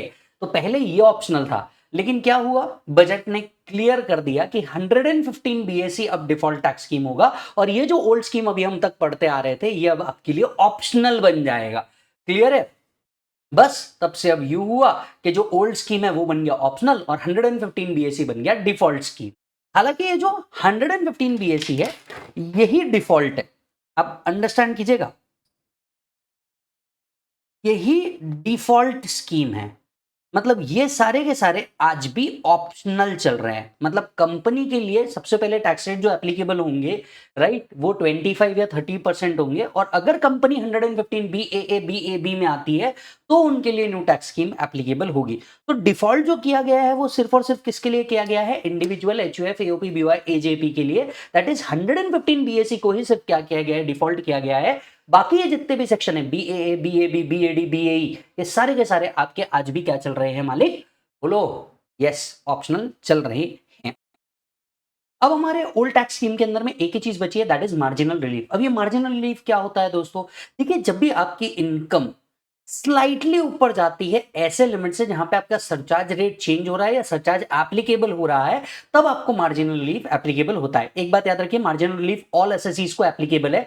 मार्जिनल रिलीफ तभी एप्लीकेबल होता है जब आपका इनकम अर्न जो है, सॉरी, जो आपका टैक्स पेबल है, ये एक्सीड कर जाए एडिशनल इनकम अर्न से। राइट, अगर आपका टैक्स पेबल आपके एडिशनल इनकम अर्न से ऊपर चली जाए तो आपका मार्जिनल रिलीफ एप्लीकेबल है। आप लोगों ने अगर हमारा चार्ट क्वेश्चन बैंक देखा होगा तो क्वेश्चन बैंक के अंदर में, या फिर आप सीए विजय साडा यूट्यूब चैनल प्लेलिस्ट में जाइएगा, वहां पे हमारे रेगुलर लेक्चर देखिएगा। रेगुलर लेक्चर के अंदर में हमने बहुत सारे प्रॉब्लम मार्जिनल रिलीफ के ऊपर रखे हुए हैं, वो आपको बहुत अच्छे से क्लैरिटी दे देंगे कि कैसे मार्जिनल रिलीफ के प्रॉब्लम को सॉल्व करना है। मार्जिनल रिलीफ के जो सबसे ज्यादा क्वेश्चन पूछे जाते हैं वो इंडिविजुअल से रिलेटेड ही पूछे जाते हैं, अदर एसएससी से रिलेटेड तो पूछे ही नहीं जाते। हालांकि marginal relief is applicable to all kind of SSC, तो मार्जिनल रिलीफ हर एसएससी के ऊपर एप्लीकेबल होगा। अच्छा जी सर, मार्जिनल रिलीफ कब एप्लीकेबल है? जब आपकी इनकम स्लाइटली 50 लाख के ऊपर जाए, 1 करोड़ के ऊपर जाए, 2 करोड़ के ऊपर जाए या 5 करोड़ के ऊपर जाए। आप मुझे पूछेंगे कि सर क्या कोई ऐसा फिक्स लिमिट है क्या जहां पे मार्जिनल रिलीफ इसके ऊपर मार्जिनल रिलीफ नहीं मिलेगा? देखिए, it is a subject matter of trial and error. ये ट्रायल एंड एरर का मैटर है कि क्या इसके बाद मार्जिनल रिलीफ मिलेगा या उसके बाद मार्जिनल रिलीफ मिलेगा या नहीं मिलेगा। It is a matter of question, क्योंकि ये जो मार्जिनल रिलीफ है इसके लिए कोई क्लियर कट थ्रोट लाइन नहीं है। ये आपको ट्रायल एंड एरर करना पड़ता है कि कब आपका जो टैक्स पेबल है is not exceeding the additional income earn. तो इसके लिए एक फॉर्मूला बनाया गया है। ये फॉर्मूले के तहत आप मार्जिनल रिलीफ के साथ टैक्स पेबल कैलकुलेट कर सकते हैं। अब कैसे करेंगे, सबसे पहले देखते हैं। अगर आपकी इनकम 50 लाख से ऊपर है तो आपका सरचार्ज रेट 10% है, यस और नो। तो मान लीजिए आपकी इनकम अगर 51 लाख है, यही प्रॉब्लम आपके मॉड्यूल में भी दिया है, ठीक है, तो आप ये सब चेक कर सकते हैं। अगर आपकी इनकम 51 लाख है तो what you have to do, you have to calculate the tax up to rupees 50 lakh. You have to calculate the tax up to rupees 50 lakh and you have to add the total income minus 50 lakh. आपने जितना additional 1 lakh रुपए कमाया उसके अंदर में सीधा सीधा add कर दीजिए। तो आप क्या कीजिए, कैलकुलेट कीजिए टोटल टैक्स ऑन 50 लाख। इसमें जितना आपने एडिशनल इनकम अर्न किया 1 लाख पूरा ऐड कर दीजिए और इसमें सिर्फ एचईसी ऐड कर दीजिए। आपका final tax payable after marginal relief निकल जाएगा। अब आपकी इनकम मान लीजिए 1 करोड़ 1 लाख रुपए है, अब कैसे करेंगे? You have to calculate the tax up to rupees 1 crore along with a surcharge of 10% plus total income minus 1 crore plus total income minus 1 crore. ये आपका क्या आना चाहिए? मार्जिनल रिलीफ आना चाहिए। तीसरा आता है आपका, मान लीजिए आपकी इनकम 2 करोड़ से ऊपर है, तो लेट्स से 2 करोड़ 2 lakhs है, तो आप कैसे करेंगे?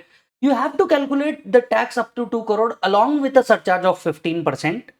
यस, अब देखिए जहां इनकम 2 करोड़ के ऊपर जाती है वैसे तो सरचार्ज कितना परसेंट लगना चाहिए था दोस्त? 25% लगना चाहिए था, लेकिन तो यहां ध्यान से देखेगा तो आपको कैलकुलेट करना है tax along with surcharge of 15% plus जितना तूने एडिशनल इनकम कमाया है दैट इज 1 लाख 2 करोड़ के ऊपर, वो पूरा का पूरा तेरे को ऐड कर देना है और इस पे जो भी टैक्स निकलेगा उस पे फाइनली तूने एचईसी लगा देना है, काम खत्म। ये आपका निकल जाएगा tax along with the marginal relief. यही अगर आपकी इनकम 5 करोड़ के ऊपर है तो you have to calculate, let's say 5 crore 1 lakh रुपए है, तो you have to calculate the tax on 5 crore along with the surcharge of 25% plus total income minus 5 crore. जितना 1 लाख रुपए आपने एडिशनल कमाया है वो पूरा का पूरा आपको दे देना है।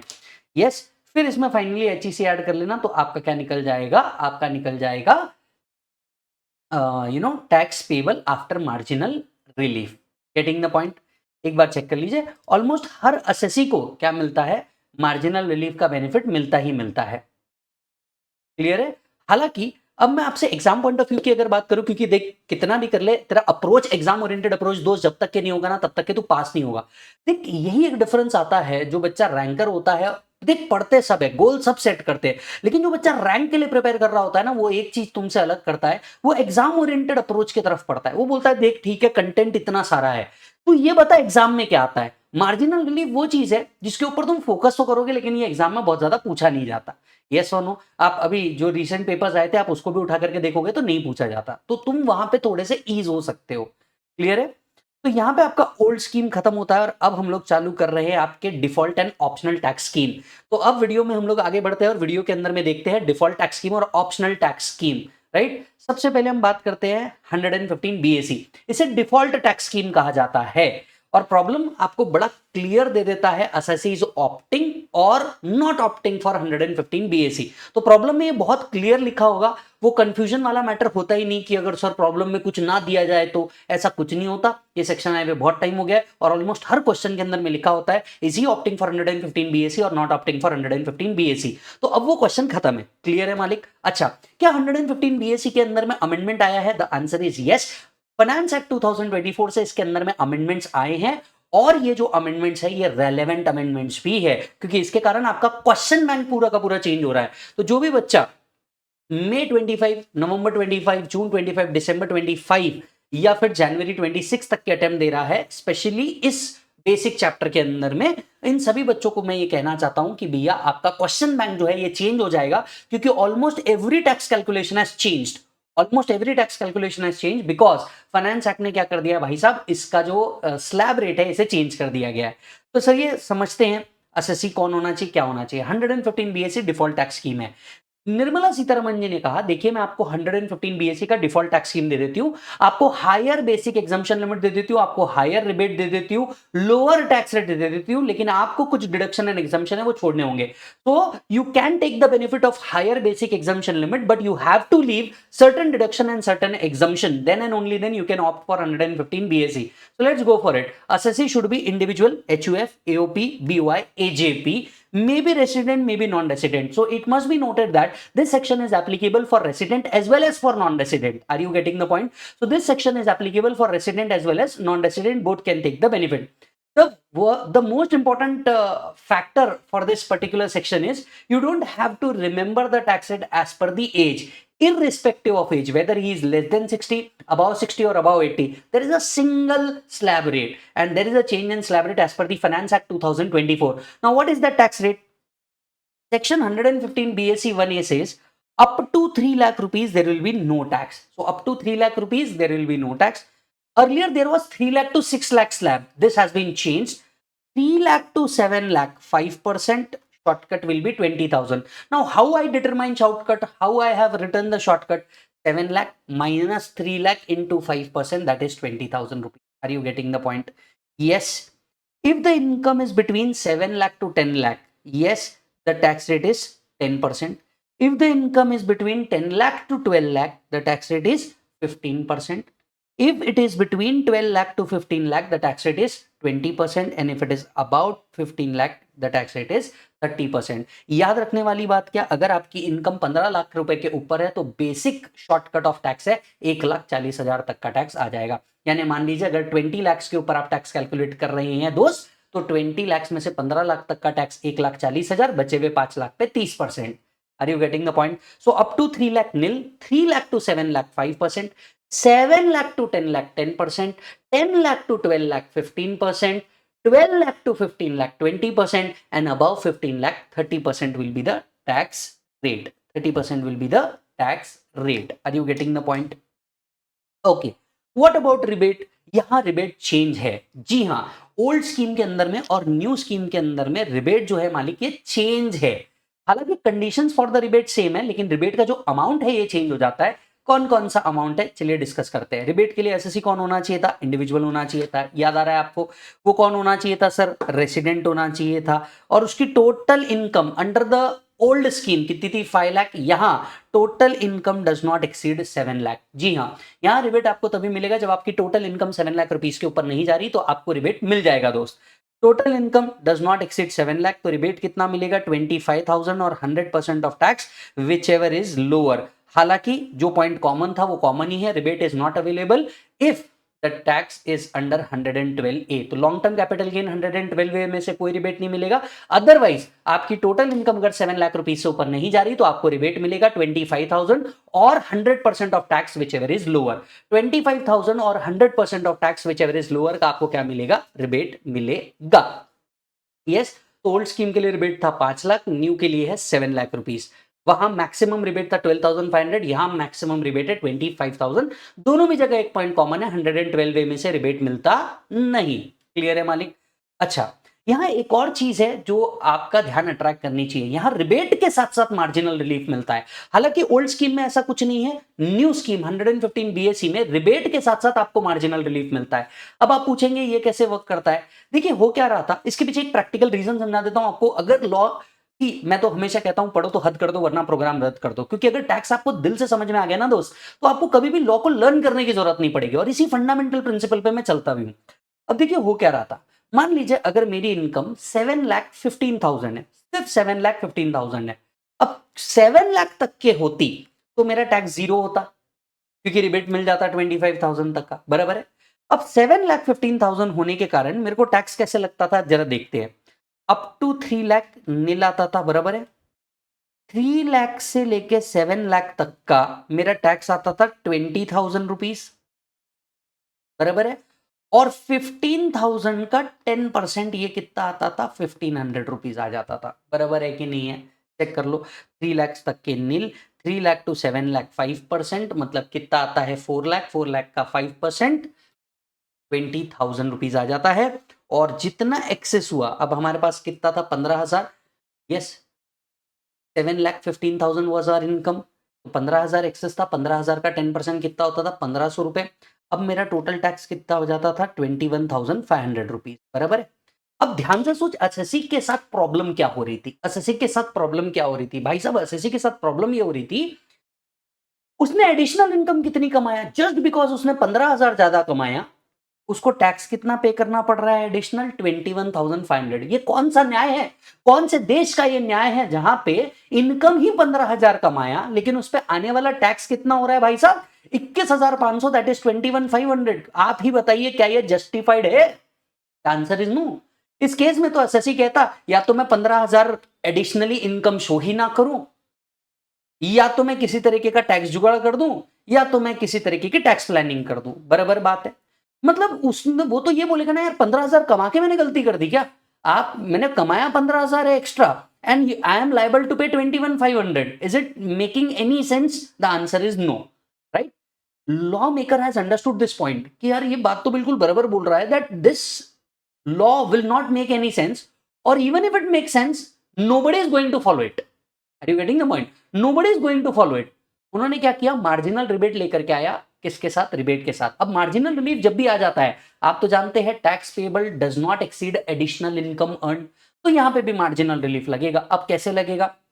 you need to calculate tax up to 7 lakh, that will be nil.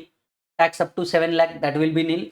Plus total income minus 7 lakh, मतलब कितना हो जाएगा? टोटल इनकम माइनस 7 लाख कितना हो जाएगा? टोटल इनकम माइनस 7 लाख हो जाएगा 15,000, बराबर है। द टैक्स के नॉट एक्सीड 15,000, तो आपका मार्जिनल रिलीफ के बाद टैक्स कितना बचेगा? 15,000। हालांकि एक गड़बड़ अभी भी है, यहाँ पे एचईसी जरूर होगा एट द रेट ऑफ 4%, तो 15,000 पे 4% जरूर होगा। ये जो भी अमाउंट आएगा ये आपका फाइनल टैक्स पेबल हो जाएगा आफ्टर मार्जिनल रिलीफ। ये आपका फाइनल टैक्स पेबल हो जाएगा आफ्टर मार्जिनल रिलीफ। तो व्हाट दे विल डू, यहां पे भी मार्जिनल रिलीफ कैलकुलेट करेंगे। We will calculate the tax up to ₹7 lakh, that will be 0। 7 lakh तक का टैक्स क्या आने वाला है? 0। क्यों? आफ्टर कंसिडरिंग रिबेट वो 0 हो जाएगा। Plus total income minus 7 lakh, मतलब कितना? जितना आपने एडिशनल इनकम अर्न किया पूरा का पूरा सरकार को दे दो। इस पे सीधा सीधा एचईसी 4% ऐड कर दो, काम खत्म। ये आपका फाइनल टैक्स पेबल आ गया आफ्टर मार्जिनल रिलीफ। तो जहां आप पहले 21,500 पे कर रहे थे, यू विल फाइंड आउट कि आप उससे कम पे करके ही क्या कर दोगे? अपना फाइनल लायबिलिटी पूरा कर दोगे। वैसे देखो प्रैक्टिकली स्पीकिंग ये आदमी 15,000 की इनकम नहीं दिखाएगा रियल लाइफ के अंदर में, पर हाँ किताबों में तो आपको रिबेट प्लस मार्जिनल रिलीफ निकालना पड़ेगा दोस्त। यस, हालांकि यहाँ के मार्जिनल रिलीफ का लिमिट हम लोगों ने कैलकुलेट करके आपके लिए लिखा है, हालांकि ये भी ट्रायल एंड एरर करके ही निकाला है, और वो आता है 7,22,220 रुपीज। वो कितना आता है? 7,22,220 रुपीज आता है। तो rebate is subject to marginal relief from 24-25 if net income exceeds 7 lakh but does not exceed 7 lakh 27,770 for assessment year 24-25 and 7,22,220 for assessment year 25-26. Income tax on such income cannot exceed the amount by which net income exceed 7 lakh. तो आपको क्या करना है? वही चीज करनी होगी, tax calculate करना होगा 7 लाख तक के, प्लस आपकी जितनी एडिशनल इनकम है अप टू 7,22,000 की वो पूरी की पूरी ऐड कर देनी होगी। वही आपका final tax payable plus HEC निकालना होगा। क्वेश्चन बैंक में मैंने इसके ऊपर क्वेश्चन रखा है, तो जरूर जाकर के एक बार चेक कीजिएगा। फिर आते हैं special rate of tax under 115 BSE. 115 BSE में सिर्फ स्लैब रेट अलग है, स्पेशल रेट ऑफ टैक्स बिल्कुल सेम है, यहां कहीं कोई डिफरेंस नहीं है। हालांकि फाइनेंस एक्ट में जो अमेंडमेंट आए हैं वो यहां पे भी एप्लीकेबल होंगे। जैसे 111A का short term capital gain with effect from 23/7/2024 15% से 20% पे शिफ्ट हो रहा है। 112 का टैक्स रेट 20% से 20.5% पे शिफ्ट हो रहा है with effect from 23/7/2024। Long term capital gain under 112A beyond ₹1,25,000 जो पहले 10% होता था वो 12.5% हो रहा है। Casual winning, online gamings, VDA ये सब 30% पे कंटिन्यू हो रहे हैं। हालांकि यहाँ का एमएमआर जो आप देखेंगे ये चेंज है, एमएमआर है 39%। अब ये एमएमआर 39% क्यों है? याद करके देखो, मैंने आपको बताया था एमएमआर कैसे निकलता है। Highest rate of tax applicable to an individual, highest rate of surcharge applicable to an individual plus 4%, बराबर है। अब वहां हाईएस्ट रेट ऑफ सरचार्ज कितना था? 37%, पर 115 बीएसई अगर कोई ऑप्ट करता है तो हाईएस्ट रेट ऑफ सरचार्ज 25% है, जिसके कारण ये बन जाता है 30% प्लस 25% प्लस 4%। यहां का एमएमआर आ जाता है 39%। तो जी हां, ओल्ड स्कीम के अंदर में एमएमआर बनता है 42.744%, जबकि न्यू स्कीम के अंदर में एमएमआर बनता है 39%। ये एमसीक्यू में भी आ सकता है, तो बड़े ध्यान से रखिएगा। क्लियर है मालिक? अच्छा, क्या सरचार्ज में चेंज है? सरचार्ज में एक जगह चेंज है, अगर आप 115 बीएसई ऑप्ट कर लेते हैं तो क्या चेंज है? Up to 50 lakh there is no surcharge, this continue to be same. 50 lakh to 1 crore है तो सरचार्ज 10% है, this continue the same. 1 crore to 2 crore है, continue the same, surcharge will be 15%। अगर आपकी अदर इनकम 2 करोड़ के ऊपर है तो अदर इनकम पे 25%, capital gain and dividend pay 15% continue होगा। अगर आपकी अदर इनकम 5 करोड़ के ऊपर है, ओल्ड स्कीम में कितना था? 37, यहां पे 25% ही रहेगा, 25%। हालांकि capital gain and dividend income पे तो वो 15% ही रहता है। अगर आपकी other income including capital gain and dividend income 2 crore के ऊपर है but they are not covered in 4 और 5, तो उस पे मैक्सिमम सरचार्ज रेट कितना होगा? 15%। तो लेट्स से आपका पीजीबीपी 7 करोड़ है और आपका capital gain income let's say 1 crore है, तो इस पे जो आपका टैक्स निकलेगा ना, टैक्स के ऊपर आपका सरचार्ज जो होगा वो 25% होगा और यहाँ जो टैक्स निकलेगा इस टैक्स के ऊपर जो सरचार्ज होगा वो 15% होगा। Are you getting the point? ये हमने कनेक्ट किया ये वाले पोर्शन का। एक एग्जांपल समझ लेते हैं। मान लीजिए आपका पीजीबीपी इनकम 1.4 करोड़ है और आपका कैपिटल गेन इनकम लेट से 1 करोड़ रुपीज है। तो ऐसे केस में जो भी इस इनकम पे आपका टैक्स निकलेगा उसका सरचार्ज होगा 15% और इन इनकम का तो सरचार्ज वैसे भी कितना होता है 15%। I hope you are understanding this. तो 115 बीएससी रेसिडेंट नॉन रेसिडेंट दोनों के लिए एप्लीकेबल है। यहाँ स्लैब रेट बदला है, अब 3 लाख तक के nil, 3 lakh to 7 lakh 5%, 7 lakh to 10 lakh 10%, 10 lakh to 12 lakh 15%, 12 lakh to 15 lakh 20% and above 15 lakh 30%। Rebate यहाँ पे 7 लाख रुपीज तक के मिलता है 25,000 और 100% of tax which ever is lower. Marginal relief भी मिलता है रिबेट के साथ साथ। तो अगर आप का टोटल इनकम 7,22,220 तक के ही है फॉर असेसमेंट ईयर 25-26, तो आपको जो टैक्स निकालना है वो अलॉन्ग विथ मार्जिनल रिलीफ निकालना है। स्पेशल रेट ऑफ टैक्स यहाँ पे भी सेम रहेंगे जो ओल्ड स्कीम के अंदर में थे, तो यहाँ कहीं कोई चेंज नहीं है। फिर आपका जो सरचार्ज है यहाँ चेंज है। जो सरचार्ज है वो 37% मैक्सिमम रेट ना होके 25% मैक्सिमम रेट है। क्लियर है मालिक? ये आप लिखना चाहते हैं तो जरूर लिख सकते हैं।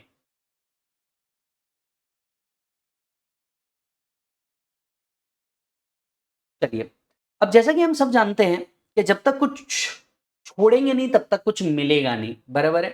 जब तक कुछ छोड़ेंगे नहीं तब तक कुछ मिलेगा नहीं। लेकिन उसके पहले राउंड ऑफ, क्या यहाँ पे भी जब हम 115 बीएससी लेते हैं क्या राउंड ऑफ है? बिल्कुल, यहाँ पे भी वो लॉ एप्लीकेबल है। तो राउंड ऑफ आप अपनी total income and total tax को राउंड ऑफ करेंगे nearest to the multiple of 10। ये तो खैर ओल्ड स्कीम न्यू स्कीम दोनों के अंदर में क्या है मालिक, कॉमन है। यस। अब निर्मला सीतारमन जी ने क्या कहा था, मैं आपको कम टैक्स रेट देना परमिट करूंगी, मैं आपका टैक्स रेट लोअर बिल्कुल एक्सेप्ट कर सकती हूं, लेकिन आपने क्या करना है, आपने कुछ डिडक्शन एंड एग्जम्पशन छोड़ देने हैं। यस। वैसे भी जब तक कुछ छोड़ोगे नहीं तब तक कुछ मिलने वाला तो है नहीं लाइफ में, तो क्या क्या चीजें छोड़नी पड़ेगी। तो ये चार्ट को बनाते वक्त देखो मैंने एक स्मार्ट काम किया है और वो ये कि मैंने आपको हेड वाइज चीजें बता दी है कि आपको क्या क्या छोड़नी है, और साथ साथ में बाजू में ये लिस्ट भी दे दी कि क्या क्या ले सकते हो। Are you getting the point? तो क्या क्या चीजें आपको छोड़नी है चलिए समझते हैं। सैलरी में कुछ चीजें आपको छोड़नी पड़ेगी। पहला, लीव ट्रैवल कंसेशन का जो बेनिफिट है आप क्लेम नहीं कर पाएंगे। एचआरए का जो बेनिफिट है 1013 ए के अंदर में दिया हुआ वो आप क्लेम नहीं कर पाएंगे। Entertainment allowance and professional tax जो डिडक्शन मिलता था सैलरी में आप वो क्लेम नहीं कर पाएंगे। हालांकि स्टैंडर्ड डिडक्शन आपको मिलेगा, स्टैंडर्ड डिडक्शन बिल्कुल मिल जाएगा। Following deduction can be taken बोला है, कैन बी टेकन बोला है, मतलब स्टैंडर्ड डिडक्शन मिल जाएगा। तो सैलरी में याद करके देखो 3 डिडक्शन होते थे, एक होता था स्टैंडर्ड डिडक्शन, दूसरा होता था एंटरटेनमेंट अलाउंस, तीसरा होता था प्रोफेशनल टैक्स। स्टैंडर्ड डिडक्शन आपको 115 बीएससी में भी मिलेगा, लेकिन एंटरटेनमेंट अलाउंस प्रोफेशनल टैक्स का डिडक्शन छोड़ देना होगा। फ्री फूड और बेवरेजेस वाली जो फैसिलिटी होती है, एम्प्लॉय को 50 रुपीज पर मील वाला जो बेनिफिट होता था वो आपको छोड़ना पड़ेगा। और 1014 के अंदर के जो अलाउंसेस आपको लिखे थे वो आपको छोड़ने होंगे। मतलब कौन सा? Children education allowance, children hostel allowance, वो जो आपके 1014 की पूरी लिस्ट थी वो आपको क्या करनी है, छोड़ देनी। क्लियर है मालिक? तो सैलरी में 5 चीजें छोड़नी है, leave travel concession, HRA, entertainment allowance, professional tax, free food and वो अलाउंसेस जो 1014 के अंदर में लिखा है। आते हैं एचपी के अंदर में। एचपी में क्या छोड़ना होगा? आपको याद है हाउस प्रॉपर्टी में सेल्फ ऑक्यूपाइड प्रॉपर्टी के लिए interest on borrowed capital 2 lakh या 30,000 तक के अलाउड था। अब इन्होंने कहा है अगर आप 115 बीएसी ऑप्ट करते हैं, if you opt for 115 BAC, interest with respect to self occupied property won't be allowed as deduction. तो सेल्फ ऑक्यूपाइड प्रॉपर्टी का जो आप इंटरेस्ट ऑन बोरोड कैपिटल का डिडक्शन लेते थे ये आपको डिडक्शन नहीं मिलेगा। तो interest on self occupied property वो आपको नहीं मिलेगा। हालांकि लेट आउट प्रॉपर्टी का you will continue to get, पर सेल्फ ऑक्यूपाइड प्रॉपर्टी का बेनिफिट आपको मिलने वाला नहीं है। अच्छा जी सर, साथ साथ में एक और बात मैं आपको बता दूं, एचपी का लॉस आप दूसरे हेड से सेट ऑफ नहीं कर सकते। अगर आप 115 बीएसी ऑप्ट कर रहे हैं तो एचपी का लॉस दूसरे हेड से आप सेट ऑफ नहीं कर सकेंगे। एचपी का लॉस मालिक दूसरे हेड से आप सेट ऑफ नहीं कर सकेंगे। फिर आता है पीजीबीपी। फिर आता है क्या मालिक आपका, पीजीबीपी। पीजीबीपी के अंदर में कुछ डिडक्शन एंड एग्जम्पशन आपको छोड़ देने हैं। कौन कौन से डिडक्शन एंड एग्जम्पशन छोड़ देने हैं? सबसे पहले एडिशनल डेप्रिसिएशन आपको छोड़ देना है। याद रख याद रखिए, एडिशनल डेप्रिसिएशन नहीं मिलेगा आपको, डेप्रिसिएशन जरूर मिलेगा। तो डेप्रिसिएशन जरूर मिलेगा, एडिशनल डेप्रिसिएशन आपको मिलने वाला नहीं है, ये याद रखना है। Deduction under 32 AD, 33 AB, 33 ABA. तो 33 ए के अंदर में तो tea restoration account site development fund था, उसका डिडक्शन आपको नहीं मिलेगा। सेक्शन 35 साइंटिफिक रिसर्च का था, अगर आपको याद हो तो साइंटिफिक रिसर्च में दो पार्ट हुआ करते थे, इन हाउस साइंटिफिक रिसर्च और डोनेशन टू अदर। तो जो डोनेशन टू अदर वाला है ना, वो एक भी नहीं मिलने वाला, जो 100% मिलता था नेशनल लेबोरेटरी आईआईटी को।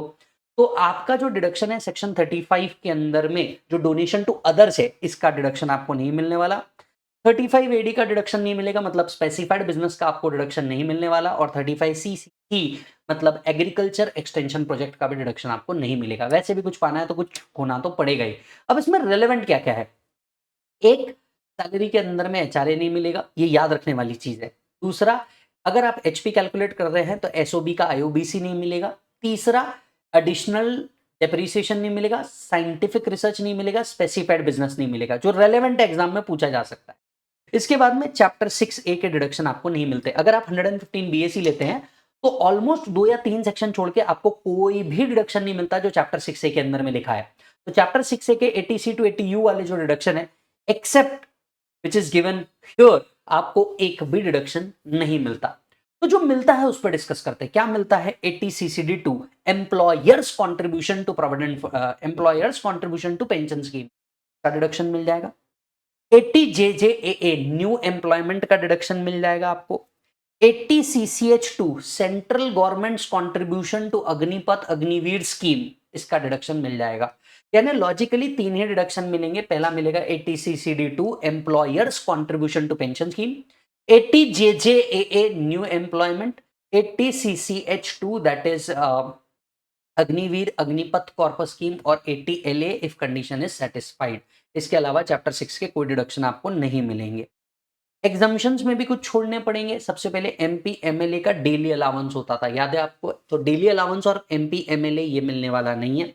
माइनर की इनकम जब भी क्लब की जाती थी, माइनर की इनकम जब भी क्लब की जाती थी, तो आपको 1500 रुपीज का जो एग्जामिशन मिलता था, याद आ रहा है क्या? माइनर की इनकम क्लब किया तो 1500 रुपीज का जो एग्जामिशन होता था, ये आपको नहीं मिलेगा। तीसरी चीज, जो 10AA एसईजेड का एग्जामिशन था, एसईजेड अगर एक्सपोर्ट ओरिएंटेड यूनिट है तो वो आपको बेनिफिट नहीं मिलने वाला। यस, हालांकि आप सैलरी में transport allowance, convenience allowance, daily allowance या फिर टूर अलाउंस, ट्रैवल अलाउंस अगर होगा तो आप इसका डिडक्शन जरूर ले पाएंगे। अच्छा, तो सरकार ने कहा कि देखो यार, हमने एक लिस्ट दे दी है, ये लिस्ट वाले डिडक्शन एग्जाम्पशन तुम क्लेम मत करो और लोअर रेट पे टैक्स पे कर दो। क्लियर है? अब हो क्या रहा था मैं आपको बताता हूं। मान लीजिए हो सकता है एडिशनल डेप्रिसिएशन जो है एसएससी वो पूरा क्लेम ना कर पाया हो और वो कैरी फॉरवर्ड बच गया हो कुछ। तो ऐसे केस में क्या, लॉ ने एक और बात कही, अगर इन डिडक्शंस के कारण, ध्यान से सुनिएगा, ये जो डिडक्शन है इन डिडक्शंस के कारण अगर कोई ब्रॉड फॉरवर्ड लॉस या अनएब्जॉर्ब डेप्रिसिएशन बचा होगा तो वो ब्रॉड फॉरवर्ड लॉस और अनएब्जॉर्ब डेप्रिसिएशन भी आप कैरी फॉरवर्ड नहीं कर पाएंगे। मीनिंग समझिए इसका।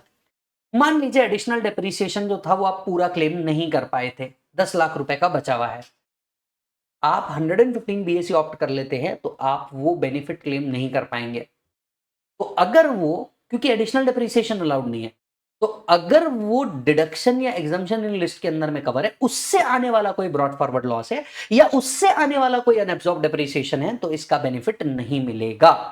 Broad forward loss and unabsorbed depreciation related to the about transaction, कौन से? Related to the about transaction. हालांकि जो अदर लॉसेस है उसका बेनिफिट आपको जरूर मिलते जाएगा, ये related to the about transaction है, हाँ, ये बेनिफिट नहीं मिलेगा। दूसरा, एचपी लॉस दूसरे हेड से सेट ऑफ नहीं हो सकता। क्लियर है मालिक? अच्छा, 115 बीएससी अगर आप ऑप्ट कर रहे हैं तो आपको एक फॉर्म भरना पड़ता है, 10IEA ऐसा एक फॉर्म भरना पड़ता है।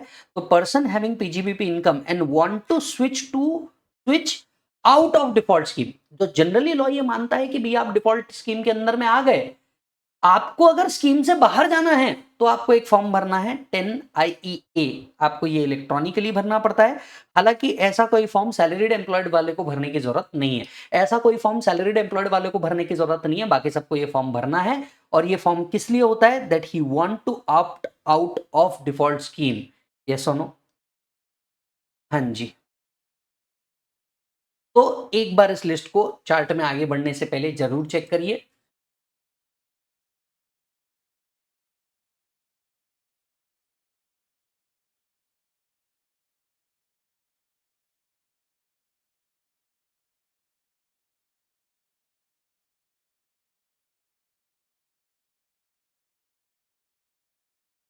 है मालिक?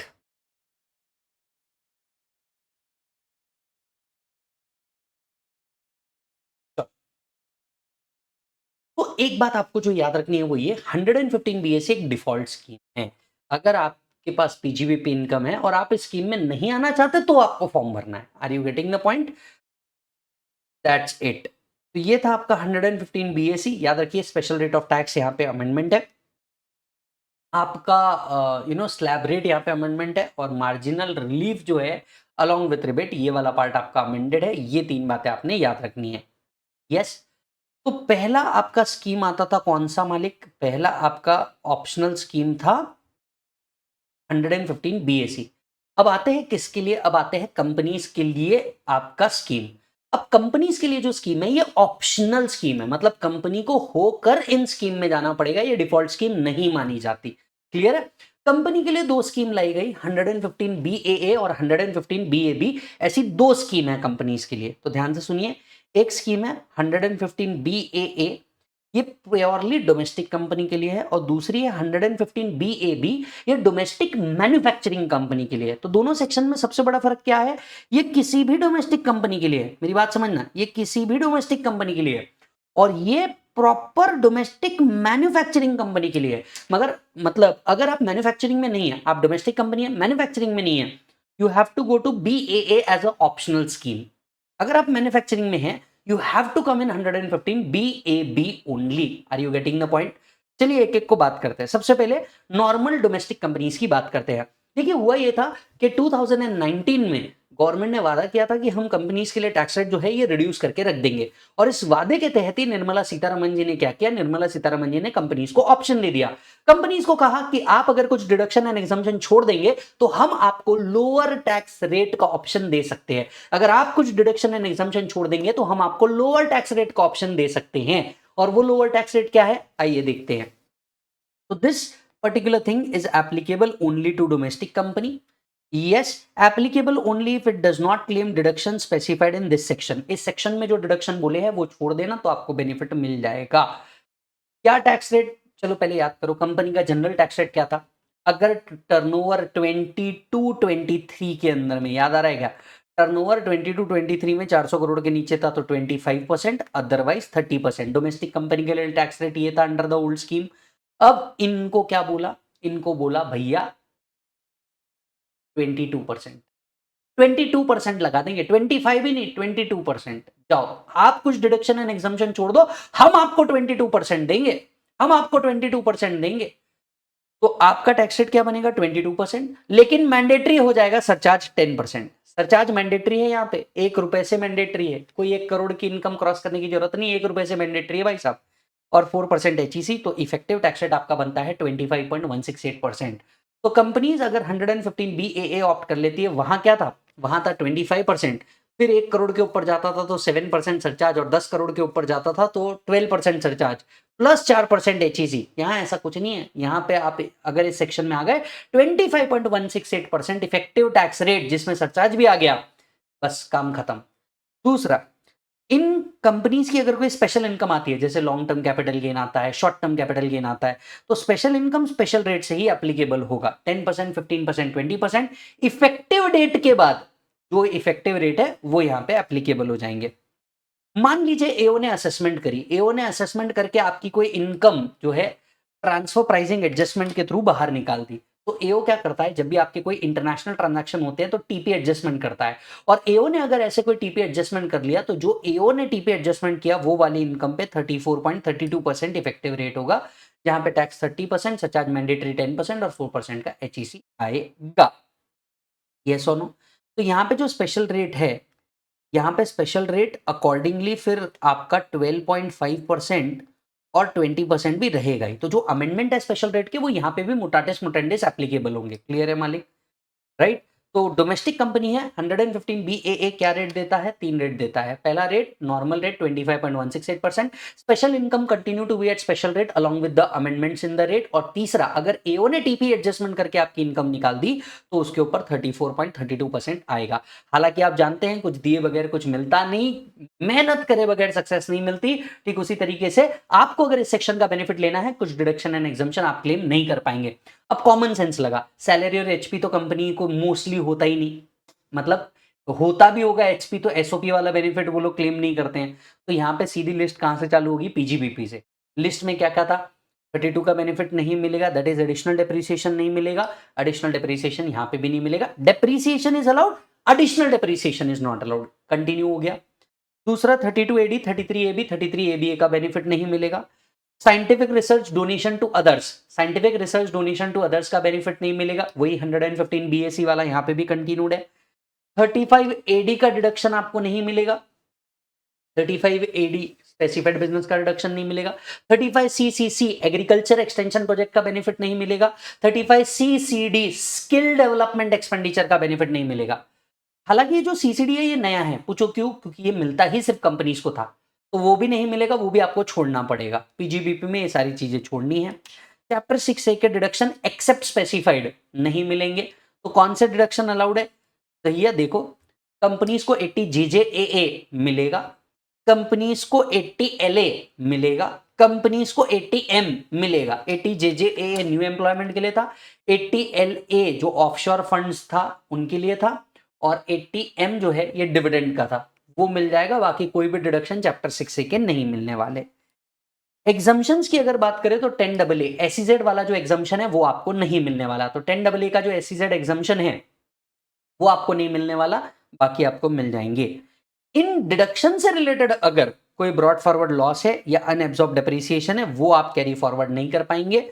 और हम जानते ही हैं एक और चीज, अगर कंपनी है तो मैट एप्लीकेबल होगा, आप मैट क्रेडिट कैरी फॉरवर्ड नहीं कर पाएंगे। पता है ऐसा क्यों? क्योंकि अगर कंपनी 115 BAA BAB ले लेती है ना बेटा, तो मैट चैप्टर ही एप्लीकेबल नहीं है। कंपनी अगर 115 BAA BAB ले लेती है तो मैट चैप्टर ही एप्लीकेबल नहीं है। अब आप ही सोच के देखो दोस्त, जब मैट चैप्टर ही एप्लीकेबल नहीं है तो मैट का क्रेडिट कैसे कैरी फॉरवर्ड करने देंगे? नहीं दे सकते ना। तो मैट ही एप्लीकेबल नहीं है तो मैट क्रेडिट भी आपको कैरी फॉरवर्ड करने नहीं मिलेगा। क्लियर है मालिक? तो आपको 25.168% इफेक्टिव रेट लेने के लिए ये एप्लीकेबिलिटी पूरी करनी होगी।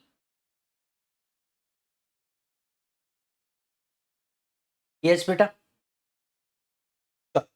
अब बढ़ते हैं 115 BAB की ओर। बहुत जल्द हम ये चैप्टर नंबर 1 खत्म करने आ जाएंगे, तो आप बिल्कुल बने रहिए यहाँ पे। एंड आई एम श्योर आपको ये चार्ट रिवीजन बहुत हेल्प कर रहा है, तो हमारी भी आप थोड़ी सी हेल्प कीजिए। पहला वीडियो को लाइक कर दीजिए, और दूसरा आपको जब भी लगता है कि यार अपने दोस्तों को इसे सेंड किया जा सकता है तो आप प्लीज उसे सेंड कीजिए, ताकि उसका भी रिविजन बहुत अच्छे से हो जाए। एक बात तो आपको समझ में आ गई, ये चार्ट आप देख सकते हो, भले आपने पढ़ा किसी से भी हो, इससे कोई फर्क नहीं पड़ता।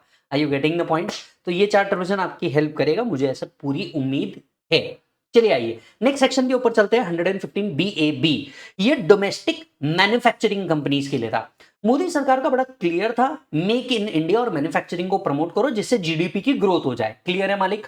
तो मैन्युफैक्चरिंग को प्रमोट करने के लिए उन्होंने क्या किया? मैन्युफैक्चरिंग को प्रमोट करने के लिए जो कंपनीज मैन्युफैक्चरिंग में है इन्हें और एक लोअर टैक्स रेट प्रोवाइड किया। आइए समझते हैं वो टैक्स रेट क्या है। पहला, कंपनी डोमेस्टिक होनी चाहिए और मैन्युफैक्चरिंग में एंगेज होना चाहिए। दूसरा, मैन्युफैक्चरिंग एक्टिविटी से आने वाली इनकम के ऊपर टैक्स लगेगा मात्र 15% plus mandatory 10% surcharge plus 4% HEC। Effective rate बन जाएगा 17.16%। मतलब अगर कंपनी मैन्युफैक्चरिंग कंपनी है, मात्र 17.16%, इसमें सरचार्ज भी आ गया 1 रुपए से, चाहे आप 100 करोड़ ही क्यों ना कमा लो। समझ में आ रही है बात? 1 रुपए से सरचार्ज आ गया। हालांकि 100 करोड़ के लिए जो एक रिस्ट्रिक्शन है वो हम डिस्कस करेंगे आगे। तो मैन्युफैक्चरिंग है, 17.16% is the tax rate. Special income continued at the special rate, तो जो भी स्पेशल रेट होगा आपका along with the amendment plus applicable surcharge 10% plus 4%।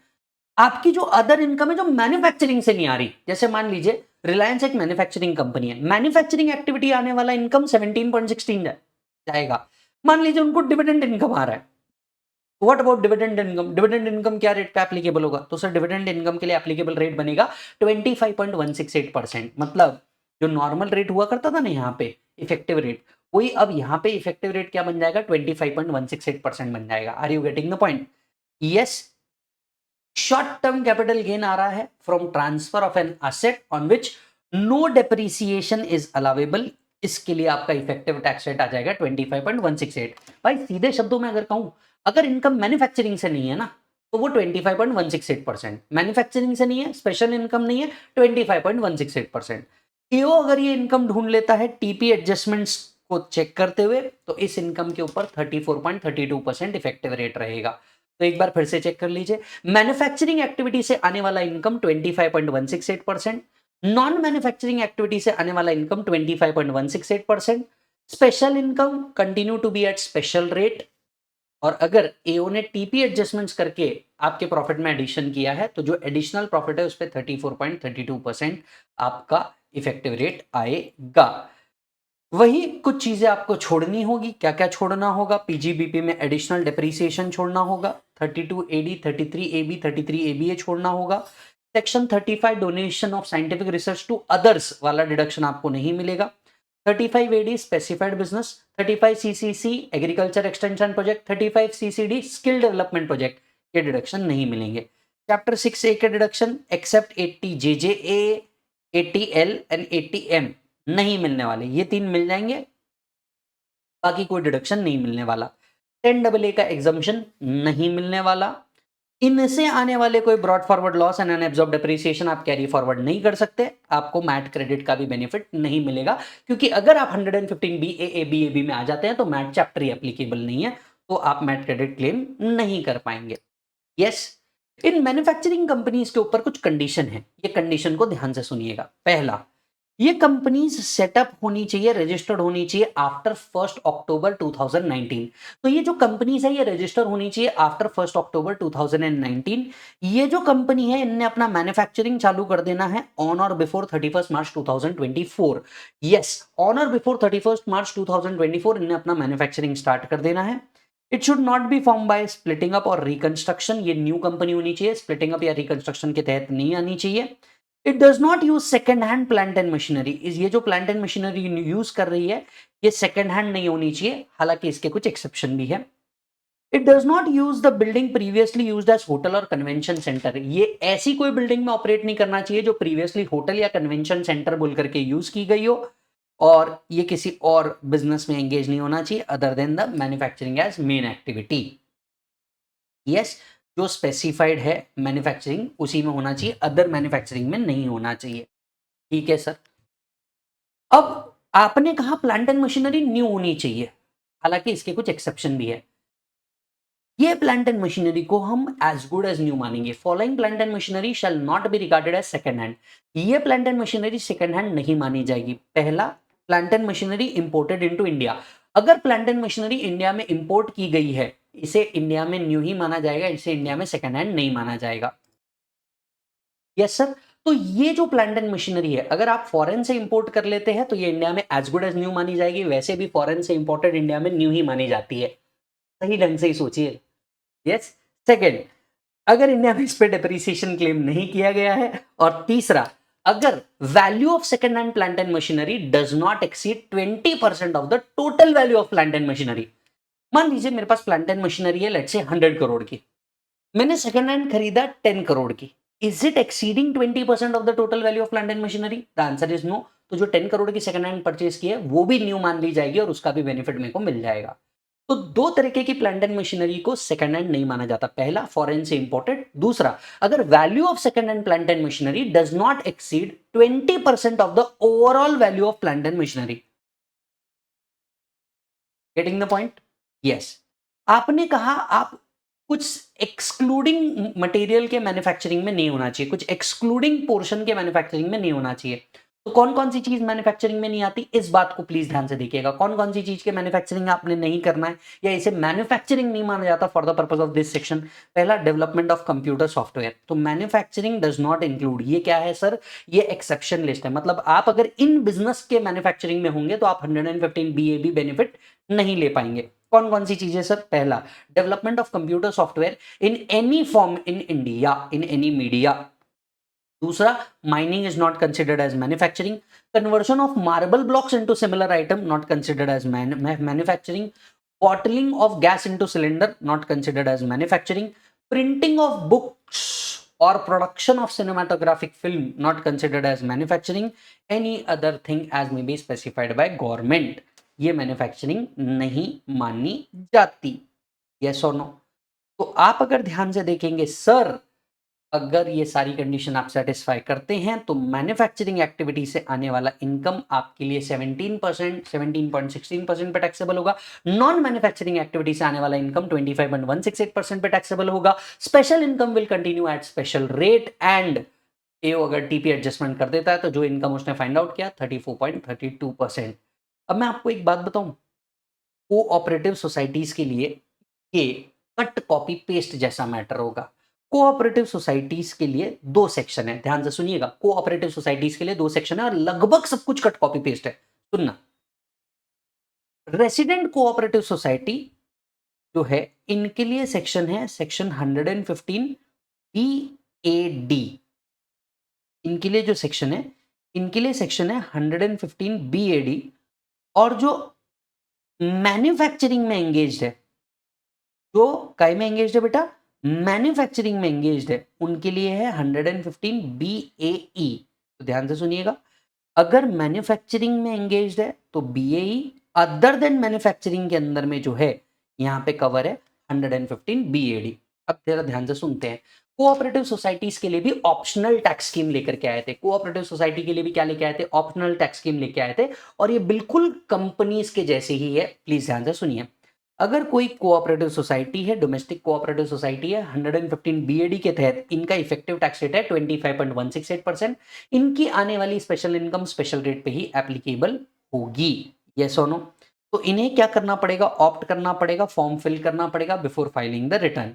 जैसा कि हम जानते हैं, अगर आपको ये लोअर टैक्स रेट लेने हैं तो आपको कुछ चीजें छोड़नी होगी। कट कॉपी पेस्ट बिल्कुल सेम अगर आप देखेंगे तो एडिशनल बेनिफिट डिडक्शन नहीं क्लेम कर पाएंगे, 33AB 33ABA क्लेम नहीं कर पाएंगे, scientific research donation to others का बेनिफिट नहीं ले पाएंगे, 35AD specified business and 35CCC agriculture extension project का डिडक्शन आप नहीं ले पाएंगे। चैप्टर 6A का डिडक्शन नहीं ले पाएंगे एक्सेप्ट स्पेसिफाइड। 80JJAA मिल जाएगा, 80LA मिल जाएगा। क्लियर है? 80M सिर्फ कंपनीज के लिए था, इसलिए उस लिस्ट से गायब है। एग्जाम्शन अंडर 10AA, 10AA का भी जो एग्जाम्शन है वो आप क्लेम नहीं कर पाएंगे। इन चीजों से आने वाला कोई brought forward loss, unabsorbed depreciation नहीं क्लेम कर पाएंगे। अब अगर आप कोऑपरेटिव सोसाइटी देखेंगे तो इन पे मैट नहीं AMT एप्लीकेबल है, तो आप AMT क्रेडिट भी नहीं ले पाएंगे, क्योंकि अगर कोई कोऑपरेटिव सोसाइटी BAD या BAE ऑप्ट कर लेता है तो AMT चैप्टर ही एप्लीकेबल नहीं है। तो AMT चैप्टर ही नहीं है तो AMT का क्रेडिट भी नहीं मिलेगा। तो AMT credit could not be set of. ये ऑप्शन आपने एक बार ले लिया, ये ऑप्शन आप विड्रॉ नहीं कर पाएंगे। तो अगर आप देखेंगे तो एवरीथिंग रिमेन सेम। यस, तो cooperative society 115 BAD cut copy paste पूरा डोमेस्टिक वाला ही था जो BAA वाला था। BAE is a cut copy paste of BAB। अगर कोई रेसिडेंट कोऑपरेटिव सोसाइटी है जो मैन्युफैक्चरिंग में है, बराबर है, मैन्युफैक्चरिंग से आने वाली इनकम 17.16%, नॉन मैन्युफैक्चरिंग से आने वाली income 25.168%, special income continue to be at special rate, और एओ ने अगर टीपी एडजस्टमेंट कर लिया तो 34.32%। कट कॉपी पेस्ट पूरा का पूरा। फर्दर वही चीजें डिडक्शन एंड एग्जम्पशन नहीं मिलेगा, कुछ कंडीशन सेटिस्फाई करनी है। क्या कंडीशन है? ये cooperative should be set up after 2023 and start manufacturing before 2024। अब यहाँ पे वो कंडीशन क्योंकि सेम थी, इसी के लिए कॉपी करते वक्त यहाँ पे कंपनी हो चुका है, यहाँ पे कोऑपरेटिव होना चाहिए। क्लियर है मालिक? तो ऐसी जहां पे गलती है मैं आपको क्लियर कट बता दूंगा, आप छोटा सा रेक्टिफाई कर सकते हैं या अंडरस्टैंड भी कर सकते हैं। It should not be form by splitting up और रिकंस्ट्रक्शन। ये स्प्लिटिंग अप रिकंस्ट्रक्शन से नहीं आनी चाहिए। It should use only new plant and machinery. ये second hand plant and machinery use नहीं कर पाएंगे एक्सेप्ट द स्पेसिफाइड। और ये कुछ स्पेसिफिक चीजों की मैन्युफैक्चरिंग में नहीं होना चाहिए। कौन सी चीजों की मैन्युफैक्चरिंग में नहीं होना चाहिए जरा देखिए। सेम ही है क्या जो 115 BAB के अंदर में है? तो यहाँ पे अपने एफर्ट्स बचा लो, यहाँ पे अपने एफर्ट्स दोबारा से मत लगाओ। Plant and machinery shall not be regarded as second hand, अगर वो इंडिया से इंपोर्ट की जाती है तो, या सेकंड हैंड की वैल्यू 20% से ज्यादा की नहीं है of the overall plant and machinery. पूरा का पूरा सेम। ये ऑप्शन आपको क्या करना पड़ेगा, एक्सरसाइज करना पड़ेगा। क्लियर है मालिक? पूरा सेम एवरीथिंग। तो 115 BAE 17.16 और अदर इनकम के ऊपर 25.168% आएगा। अगर कोऑपरेटिव सोसाइटी 115 BAD या 115 BAE ऑप्ट नहीं करती तो टैक्स रेट क्या है? मैं आपको बता दूं, कोऑपरेटिव सोसाइटी के लिए टैक्स रेट अलग थे। पहले 10,000 पे था 10%, दूसरे 10,000 पे था 20%, और जितनी भी बैलेंस इनकम होती थी इस पे 30% टैक्स रेट था। कोऑपरेटिव का सरचार्ज रेट जो होता था ये डोमेस्टिक कंपनी के जैसे होता था। अगर इनकम 1 से 10 करोड़ की है तो 7% सरचार्ज, और 10 करोड़ के ऊपर की है तो 12% सरचार्ज लगता था, और एचईसी तो 4% था ही। तो कोऑपरेटिव के लिए जो टैक्स रेट होता था लगभग मान करके चलिए 20,000 के ऊपर सीधा 30% होता था। लेकिन बीएडी और बीएई आई एम श्योर इनको बहुत बड़ा बेनिफिट प्रोवाइड करेंगे। क्लियर है मालिक? चलिए, एक एओपी का टैक्सेशन भी आपको बता देता हूं चार्ट में। मैंने इसे स्पेसिफिकली अलग से सिर्फ और सिर्फ एक रीजन की वजह से लिखा है, सरचार्ज। यस, एओपी भी हुआ है, ओल्ड स्कीम में भी जा सकती है, 115 बीएसी में भी जा सकते हैं, बराबर है। सरचार्ज रेट क्या होगा? अगर ये कोई ऐसी एओपी है जिसके सारे मेंबर कंपनी है तो याद करिए मैक्सिमम रेट ऑफ सरचार्ज कितना होगा, 15%। याद आ रहा है क्या आपको? 50 लाख से 1 करोड़ पे 10% है ना, 1 करोड़ 15%। लेकिन अगर वो अदर कंपनीज भी हो सकती हैं तो फिर जो एप्लीकेबल है इंडिविजुअल्स को वही वो क्या होगी, अदर एप्लीकेबल होगी। यहाँ पे अदर कंपनी एंड एसएससी लिख दीजिए।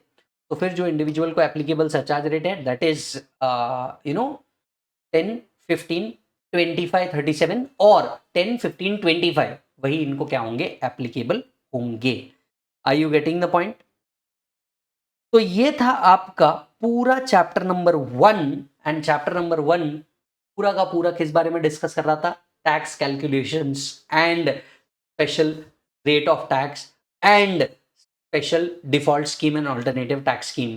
आई एम श्योर आपको ये चार्ट रिवीजन बहुत अच्छे से पसंद आया होगा और ये चार्ट रिवीजन ने आपकी बड़ी हेल्प करी होगी। तो वीडियो को लाइक करके जाइएगा, कोई सजेशन होगा तो दे करके जाइएगा वीडियो के नीचे। अदरवाइज मैं आपको कुछ दिल की बात कहनी है तो इंस्टाग्राम पे भी मिल जाऊंगा सीए विजय सारडा, यूट्यूब पे तो हम मिल ही रहे हैं अगले टॉपिक के अंदर में।